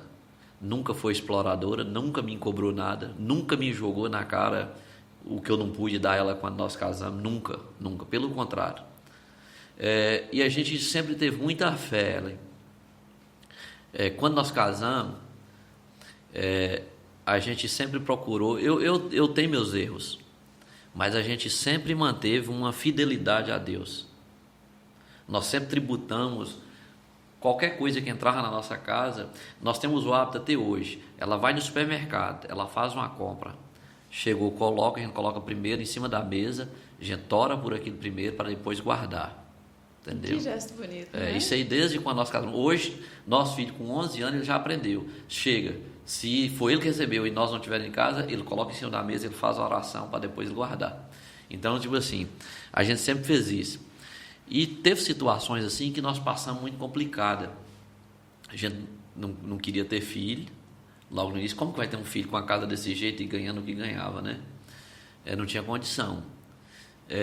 E a igreja naquela época, ela fazia uma pressão. A Assembleia de Deus, ela, nos tempos antigos, ela tinha uma pressão. Era assim, se você namorava muito tempo, você estava fazendo coisa errada. Né? Quem está nos assistindo sabe do que eu estou falando. Então, quando a gente namorava há muito tempo, eles falavam que a gente estava praticando sexo escondido e que estava em pecado. Ou seja, faziam um pré-julgamento. Eu não critico, porque era uma maneira, uma tradição já da igreja daquele jeito. Então, né, como sabe? Como nós namoramos 4 anos e ela não apareceu grávida, né? Aí não estava fazendo nada errado. Né? Se fosse hoje, tinha, por exemplo, os métodos contraceptivos, né? E aí podia esconder. Mas naquela época a gente não tinha assim, esses conhecimentos. Quando nós casamos, aí nós passamos 6 meses, 8 meses, 10 meses, 1 ano, e ela não engravidou. Aí tinha gente da igreja, claro que toda regra de exceção não era todo mundo da igreja. Os mais antigos da igreja começaram a pegar no meu pé, porque eu era professor de escola dominical. E aí começaram a pegar no meu pé, que disse que, vou usar o termo que um veterano da igreja, um ancião da igreja lá falou, né, uma pessoa mais idosa da igreja, que eu estava colocando veneno no pé da planta, ou seja, que a mulher estava usando anticoncepcional e que aquilo era pecado, que eu tinha que deixar as coisas fluir naturalmente e tal. E eu explicava para eles, mas irmão, eu não tenho condição de ter um filho. Eu até tenho vontade, mas eu não tenho condição de ter um filho. Eu vou cuidar como? E eles ainda brincavam, não, falava sério. Onde come 1, come 2, onde come 2, come 3. Deus providencia. Gente. Só que eu não tinha esse entendimento, que eu era muito medroso. Eu já passei necessidade, eu ficava com medo de ter um filho e ter que passar necessidade também. E aí foi quando surgiu na escola dominical uma revista que veio, que tinha um nome, eu lembro até hoje. Eu tenho essa revista lá em casa até hoje. Chama Obreiro. Ela veio para quem lecionava. E como eu lecionava na igreja, eu comprei eu comprei uma revista dessa. E nessa revista vinha falando sobre o controle de natalidade. E ela ensinava, ela colocava que era mais uma forma de eu expressar amor, não tendo uma pessoa, não contraindo uma gravidez para trazer uma vida ao mundo, que eu não tivesse condições de cuidar dela. Isso era uma demonstração maior de amor. E aí falava do controle de natalidade e tal. E aí foi que eles pararam de pegar no meu pé. Porque aí veio, vamos dizer assim, de um cargo mais superior, que era a Casa Publicadora das Assembleias de Deus, que era composta pelos os teólogos, os estudiosos da Bíblia e tal. Então, quando chegou até nós aqui, então, ali sanou o problema. Eu parei de ser perseguido porque a mulher não tinha filho. Né? E aí foi assim que as coisas foram acontecendo, né? Deus foi abrindo porta. Tinha meses que a gente não tinha dinheiro para o gás. E para resumir, para você ver como que Deus foi tão bom, eu já passei 2 anos sem ter uma dor de cabeça. É mesmo? Gente. Lá em casa, a gente emociona porque eu na verdade eu sou emotivo, né? Mas às vezes não tinha condição de fazer a feira, e o engraçado, a gente comia do mesmo jeito, do mesmo tanto. Tinha hora que chegava a ter gente na nossa casa, comia, e aquele arroz, aquele feijão, aquele gás que durava 20, 30 dias, durava 45, 60, 90. Nossa. Chegou um tempo que um gás, por exemplo, durou até quando eu tive o dinheiro para poder comprar ele. O dia que o dinheiro chegou, ele acabou. Gente. Né? Nossa, Deus é maravilhoso. Exatamente. Então, a gente já passou por isso. Aí, hoje eu falo que eu sou um homem rico. Não é que eu sou abastado de dinheiro, que eu tenho... Não é isso não. Eu falo assim, antes o que a gente tinha... Hoje, graças a Deus, se eu falar assim, eu estou com vontade de comer tal coisa agora. Graças a Deus eu tenho uma economia que dá para me ir lá e comprar e comer. Se eu chegar e falar assim, eu quero sair daqui agora e ir lá para São Paulo, eu tenho dinheiro que dá para pagar uma passagem para ir lá em São Paulo. Eu tenho um carro que dá para colocar um combustível nele e ir lá. Então, tipo assim, eu vi alguém falando assim, do Salmo 23, e ele fala assim: o Senhor é o meu pastor e nada me faltará. Aí, dando uma estudada na Bíblia, eu encontrei um teólogo que diz assim: a versão correta desse texto não é o Senhor é o meu pastor e nada me faltará. Eu já vi sobre isso também. A versão correta dele é: o Senhor é o meu pastor e de nada terei falta. Parece ser a mesma coisa, mas não é. Mas não é.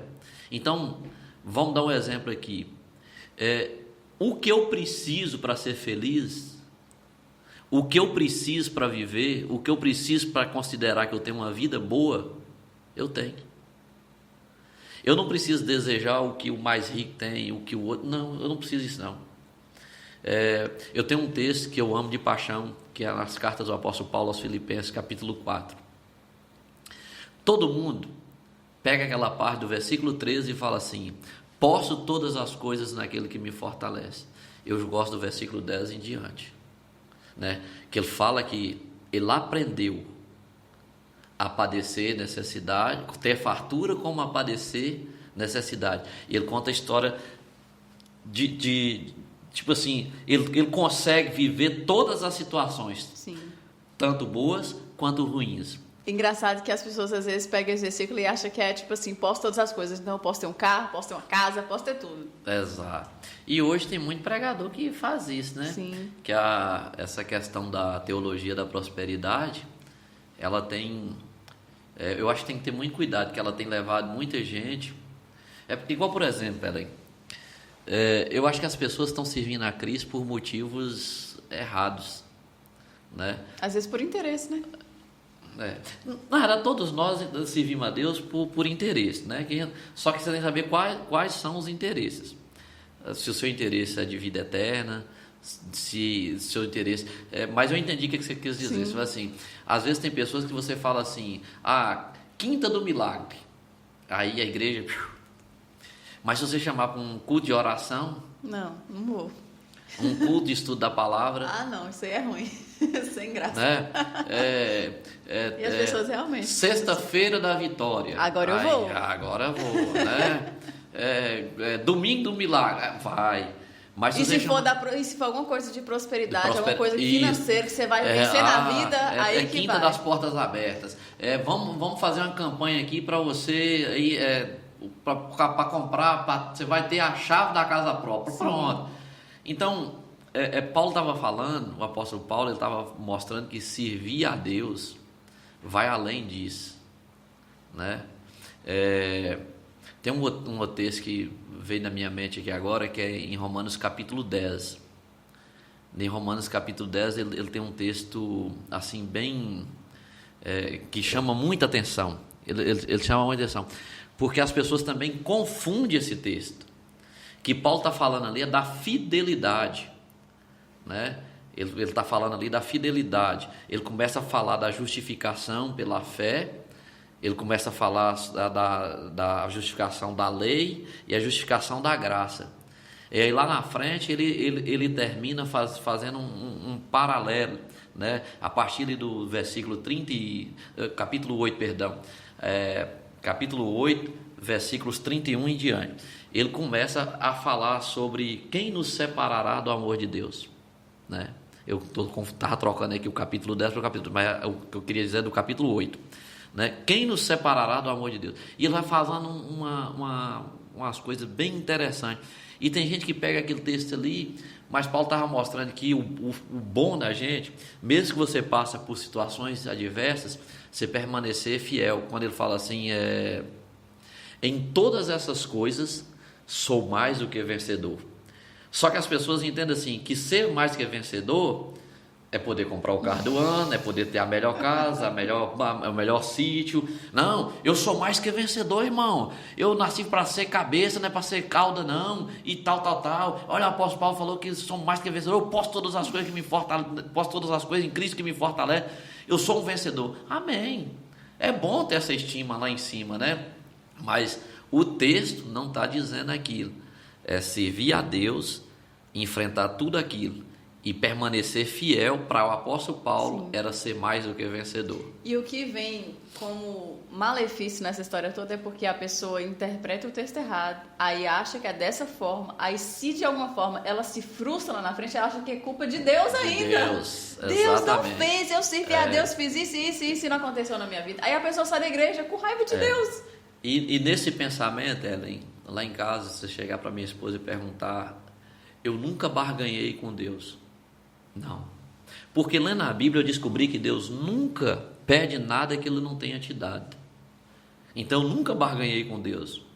Eu não gosto daquele texto de Gênesis, né? Vou abrir meu coração para você. Eu não gosto, tem gente que cita o texto de Gênesis, principalmente quando quer falar de dízimo. Ele cita aquele texto de Gênesis de Jacó. Eu acho aquilo a maior cara de pau de Jacó. Primeiro, olha o que ele fala: se o Senhor me abençoar, me dá pão para comer, roupa para vestir, ir lá meu irmão não me matar, né? Aí então eu darei dízimo de tudo. Ele fez um voto, ele fez uma barganha com Deus. E hoje eu não entendo aquilo como um negócio, porque eu acho que Deus nunca pede a gente o que Ele já não tenha nos dado. Então quando eu devolvo alguma coisa, seja numa doação para uma pessoa carente, seja para a igreja, eu dou de coração aberto, sem querer nada em troca. Por quê? Porque eu estou fazendo aquilo porque Deus já me deu daquilo. Então eu não estou fazendo aquilo para Deus me abençoar, eu estou fazendo aquilo porque Deus já me abençoou. Sim. Né? E aí tem que ver também a intenção do coração na hora de se ater da pessoa ofertar, porque se o coração também não tiver um coração de forma que agrade a Deus, Deus nem aceita a oferta. Não aceita, né? Então eu penso o seguinte: você é abençoado todos os dias. Só de nós estarmos Sim. aqui fazendo esse podcast já é uma bênção de Deus. É verdade. É uma oportunidade que nós estamos tendo aqui. Quantos às vezes desejavam e não conseguiram, e nós estamos aqui. Então eu brinco, eu falo com minha esposa: todas as minhas derrotas eu tributo a mim. Todas elas. Onde que eu errei, onde que eu perdi alguma coisa, eu falo, eu errei.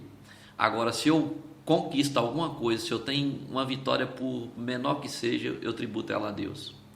Porque eu sei que Deus nunca vai errar, Deus nunca vai falhar, mas às vezes o nosso intuito humano a gente erra. E nesse pensamento, Ellen, foi quando eu fui para Nova Lorena. Eu comecei a trabalhar na Nova Lorena, fui tendo as oportunidades, que a Edileuza foi uma mãe para mim, entendeu? Eu sou muito grato pela vida de Edileuza, eu oro por ela, que a Edileuza me abriu uma porta que eu tinha medo. E a Edileuza me deu a oportunidade de mostrar a minha capacidade, né?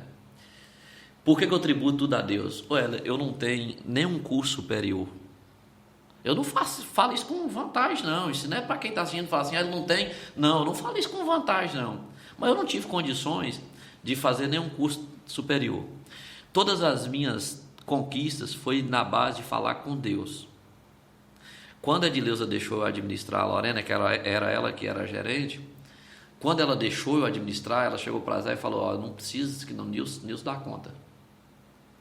Então, tipo assim, eu fui para o joelho, eu fui orar e pedir a Deus capacitação para poder estar ali. Tinha dia que se você entrasse depois do horário na Nova Lorena, você achava que eu era doido. Porque eu conversava com Jesus mostrando as coisas da loja.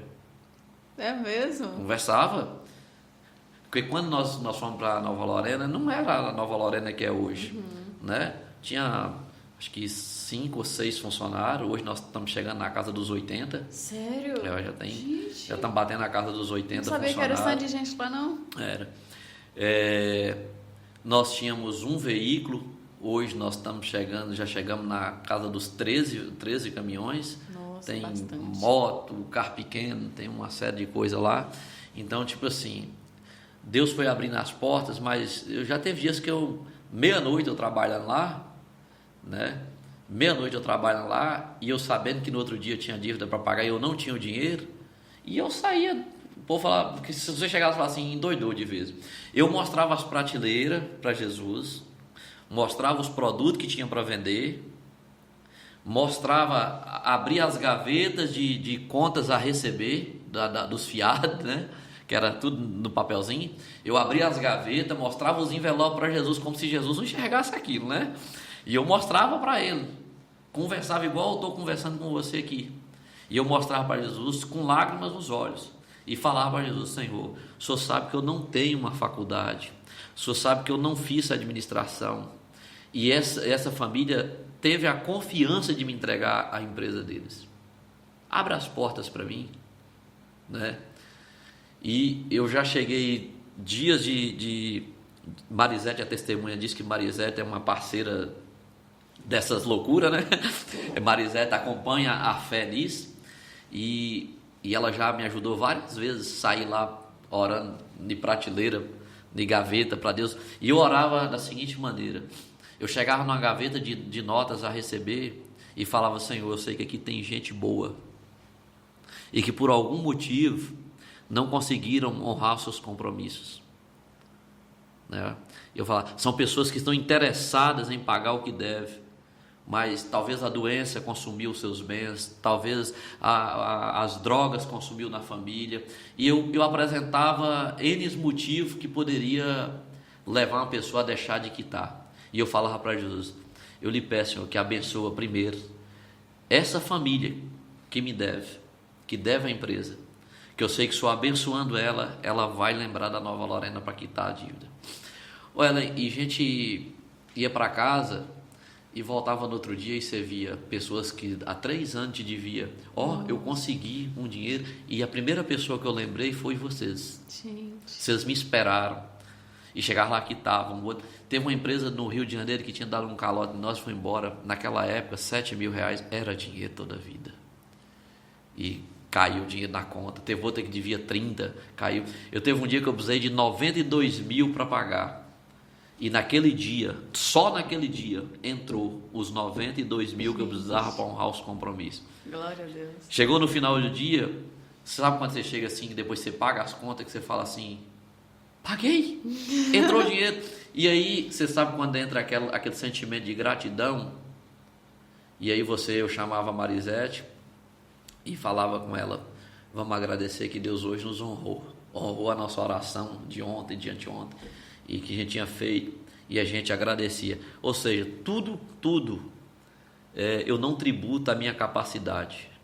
Tudo que aconteceu na Nova Lorena, sair de um patamar e chegar a outro, eu não dou mérito à minha capacidade, não. Porque ali o tempo todo, eu posso dizer assim, sem sombra de dúvida, o tempo todo foi Deus. Tem hora que a gente fica meio relaxado, que as coisas às vezes favorecem, né? Você dá aquela relaxada. Mas Deus sempre tem seus meios de chamar a gente a atenção. Tem dia que as coisas apertam, aí Ele faz a gente lembrar, ó, não é você. Eu já ouvi a voz do Espírito Santo assim no meu ouvido, falando, não é você, sou eu. E eu dobrar os joelhos, lá na loja, dobrar os joelhos e falar, obrigado, Senhor.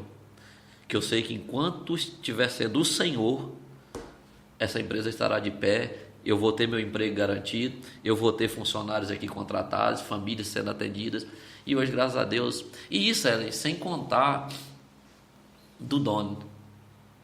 A gente fala da empresa, fala dos funcionários, que tanto ajudou a gente, que ninguém faz nada sozinho, né?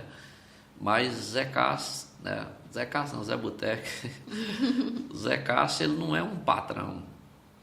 Você já pensou o cara pegar uma empresa e confiar para um camarada que não é nada dele, que ele nunca administrou nada na vida, primeiro negócio está mexendo, e ele entregar? Zé tem hora que demora mais de 30 dias para ir na loja. Nossa, é muita confiança. E que bom, Zé né? Zé nunca me pediu um relatório de nada. Nunca. Ele só pergunta, ô filho, como tá? Me chama de filho, né? Ô filho, como tá? Tá bom? As vendas acontecem esse mês? O que você vendeu esse mês?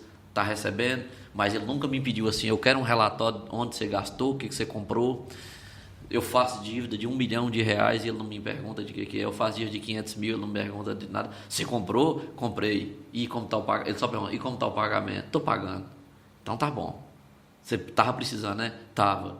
Então, tipo assim, todos os investimentos, ele nunca colocou um porém. Todas as minhas loucuras de aumentar, de construir depósito, de crescer depósito, de contratar, de comprar máquina, ele nunca interferiu. Quando as pessoas... Ainda tem uma, se você chegar lá e falar alguma coisa lá, ele fala assim, da loja, ele fala assim, ó, não é comigo, você resolve com Deus. Então, tipo assim, ele deu liberdade. Sim. Então, eu atribuo isso também a ele, né? Teve a confiança, né? Valorizou meu serviço, porque eu não ganho mais do que eu ganhava quando eu entrei, é claro, né? Isso é notório, senão não podia ter também uma casa, carro, né? Os bens materiais que Deus me proporcionou. E tudo isso eu agradeço que, né, a Carivaldo, que me ensinou a administrar o que eu ganho. Quem me ensinou a administrar o que eu ganho foi Carivaldo. E Zé que me deu condições de multiplicar esse pouco que eu ganhei. Eu acho que tudo hoje que eu conquistei, casa, carro, tem mais algumas coisinhas que a gente conquistou, eu devo a Zé, como diz, né, eu devo a Carivaldo que me ensinou a administrar esses ganhos, e devo a Zé que, como diz, multiplicou esses ganhos para mim. E eu sou grato também à forma como ele me trata. A forma como o Zé me trata é um diferencial. Eu não me sinto empregado dele.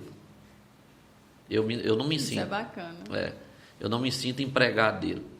Eu saio de casa, que eu acho que é uma coisa que todo funcionário deveria ter em mente. Eu sempre tive esse pensamento. Eu saio de casa não como empregado. Eu saio de casa como dono da empresa que eu estou indo trabalhar. Mesmo sabendo que ela não é minha. Sim. Mesmo não tipo assim, eu não tenho por usurpação querer que ela seja minha. Não, eu reconheço meu lugar. Só que quando eu penso como dono, eu não jogo as coisas fora, eu não faço besteira, porque eu sei, tipo assim, se eu fizer besteira vai trazer prejuízo. Então eu saio de casa como se eu fosse o dono da Nova Lorena, né? E eu sou feliz com o Zé porque ele não me trata como empregado. Ele me trata constantemente. Tem hora que você tem que correr de uma foto de família dele no dia de aniversário dele, porque ele está ali com os filhos. E o engraçado, a família dele é desse jeito. Os filhos de Zé, eles vão tirar uma foto com o pai no dia do aniversário, eles arrastam a gente para ficar junto. Você é o filho mais velho, chega para cá. Então, isso para a gente, assim, traz um orgulho. Eu vejo, por exemplo, João Vitor, Zé Cássio Filho, são pessoas, assim, que, tipo assim, nos passa, assim, uma tranquilidade, uma paz, que não trata a gente com indiferença, né? Mesmo a gente sendo empregado, eu sei meu lugar, eu sei que eu sou empregado, mas eles não tratam a gente como empregado. Zé tem dia que me liga, Nilson, vem aqui em casa. E quando o patrão chama a gente, chega a dar um frio no coração da gente, né? Aí ele fala assim, antes de você ir na loja, passa aqui em casa, que eu quero conversar um negócio sério com você. Aí você já sai de casa matutando, o que é, meu Deus, o que eu fiz? Eu fiz alguma coisa? Aí sua cabeça dá uma rebobinada, né? Será que eu fiz alguma coisa que eu não estou lembrando? Aí quando você chega lá, não, filho, era para você tomar café comigo. Você está entendendo? Que legal. Então, tipo assim, isso nos faz trabalhar com mais alegria, com mais dedicação, com mais entusiasmo. Eu acho que isso é muito gratificante. Isso, na verdade, é um pouco da minha história de vida, né? Se eu for falar, nós vamos ficar a noite toda aqui falando, né? O tempo todo aqui falando, e nós não vamos acabar tão cedo. Então tem que dar um corte aí para poder encaixar muita coisa. Nilson, aproveita para deixar um abraço aí para as pessoas que você quiser, a gente já está chegando ao final. Ellen, se eu for abraçar aqui todo mundo que eu amo, mas eu acho que hoje a pessoa mais importante da minha vida é a minha esposa. A pessoa mais importante da minha vida é a minha esposa. Depois vem meus filhos, né? Meus filhos são importantes demais na minha vida, mas a minha esposa é mais importante do que eles para mim. Através dela que nós cuidamos bem dele, essa parceria. Biblicamente falando, ela é carne da minha carne, osso do meu osso, então está agarrada, não tem como desfazer, né? Mas eu quero deixar aqui um abraço imenso, toda a minha família. E eu quero deixar um abraço especial para algumas pessoas, que eu não vou citar o nome, vou citar como grupo, tá? Que fez uma diferença, além de equipe de trabalho, família, pai, mãe, que eu sou grato a Deus pela minha família, por mais humilde que seja, mas foi que nos educou assim para não virar marginais, para enfrentar as dificuldades de frente. Então, mãe, te amo, viu? Pai não está aqui para ver, né, ouvir onde que nós chegamos, onde nós estamos, mas eu tenho certeza que se ele estivesse aqui entre nós, ele ficaria muito feliz de saber o que nós conquistamos na vida. Mas a senhora que foi lavadeira, que foi uma série de coisas, mas em nenhum momento a senhora desistiu de nós, sempre cuidou, com muito carinho, com muito cuidado. Então, te amo, viu? Beijo de coração. Tem a família da minha esposa, que para mim não é a família dela, é a minha família. Os irmãos dela são meus irmãos, o pai dela é o meu pai, a mãe dela é minha mãe, eu amo de paixão, né? Minha família, meus irmãos, mas tem um grupo de pessoas, Ellen, que eu vou ser eternamente grato também. As irmãs do círculo de oração da igreja.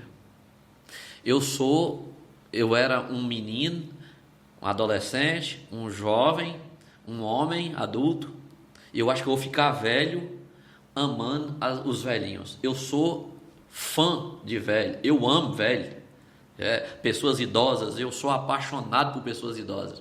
E as irmãs do Círculo de Oração da Assembleia de Deus, elas me acolheram e tiveram um carinho tão grande por mim. Eu fui ficando velho, fui sentindo falta, porque eu já deitei de colo das irmãs já grande, porque eu sempre fui extrovertido, eu sempre brinquei com todo. Eu gosto de gente. Para mim o mais importante são as pessoas. Eu amo pessoas, eu gosto de gente, entendeu? Então eu quero aqui de coração as irmãs do Círculo de Oração da Assembleia de Deus, aqui deixar um abraço tremendo.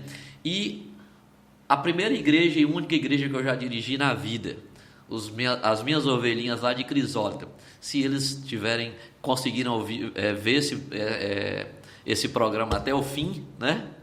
Eu quero deixar aqui um abraço para vocês, todo o pessoal da igreja lá de Crisólita. Eu falei das irmãs aqui da sede e os irmãos lá de Crisólita, as irmãs, irmãos, jovens de Crisólita, o pessoal de Crisólita. Foi uma experiência tremenda para mim, onde a gente criou vínculo de muita amizade, de muito companheirismo, de muita irmandade, e gerou um amor muito grande. Eu amo aquele pessoal de Crisólita assim de paixão. É isso. Muito bem, este foi o Nilson da Lorena aqui fazendo os agradecimentos finais aqui neste episódio especial do Pod Ellen. Foi uma honra recebê-lo aqui em nosso podcast. Com certeza você se inspirou, eu me inspirei com as histórias que ele trouxe, com as lições de vida. Com certeza estou saindo daqui hoje edificada, né? Porque Nilson é uma pessoa assim extraordinária e tem muita história para contar e tem uma vida com Deus que é um testemunho vivo daquilo que Deus tem feito na vida dele e com certeza nos passa essas lições de vida e que a gente leva para a vida também. Você com certeza se inspirou hoje, aprendeu lições grandiosas aqui e vai passar para frente. Então você pode compartilhar aqui o link desse episódio com todas as pessoas especiais da sua vida que você quer mostrar essa história, que você quer compartilhar esse exemplo de vida. Aproveita para deixar sua curtida aí, ó, clica aí no like e também se inscreva em nosso canal, ok? Os próximos episódios vêm aí, você não pode perder nada. Ative as notificações, ative o sininho para você receber as notificações sempre que a gente postar um novo vídeo. Muito obrigada a você que acompanhou até aqui. Que Deus continue abençoando sua vida. Pod Ellen, um ponto de luz em meio ao caos do mundo. Tchau, tchau!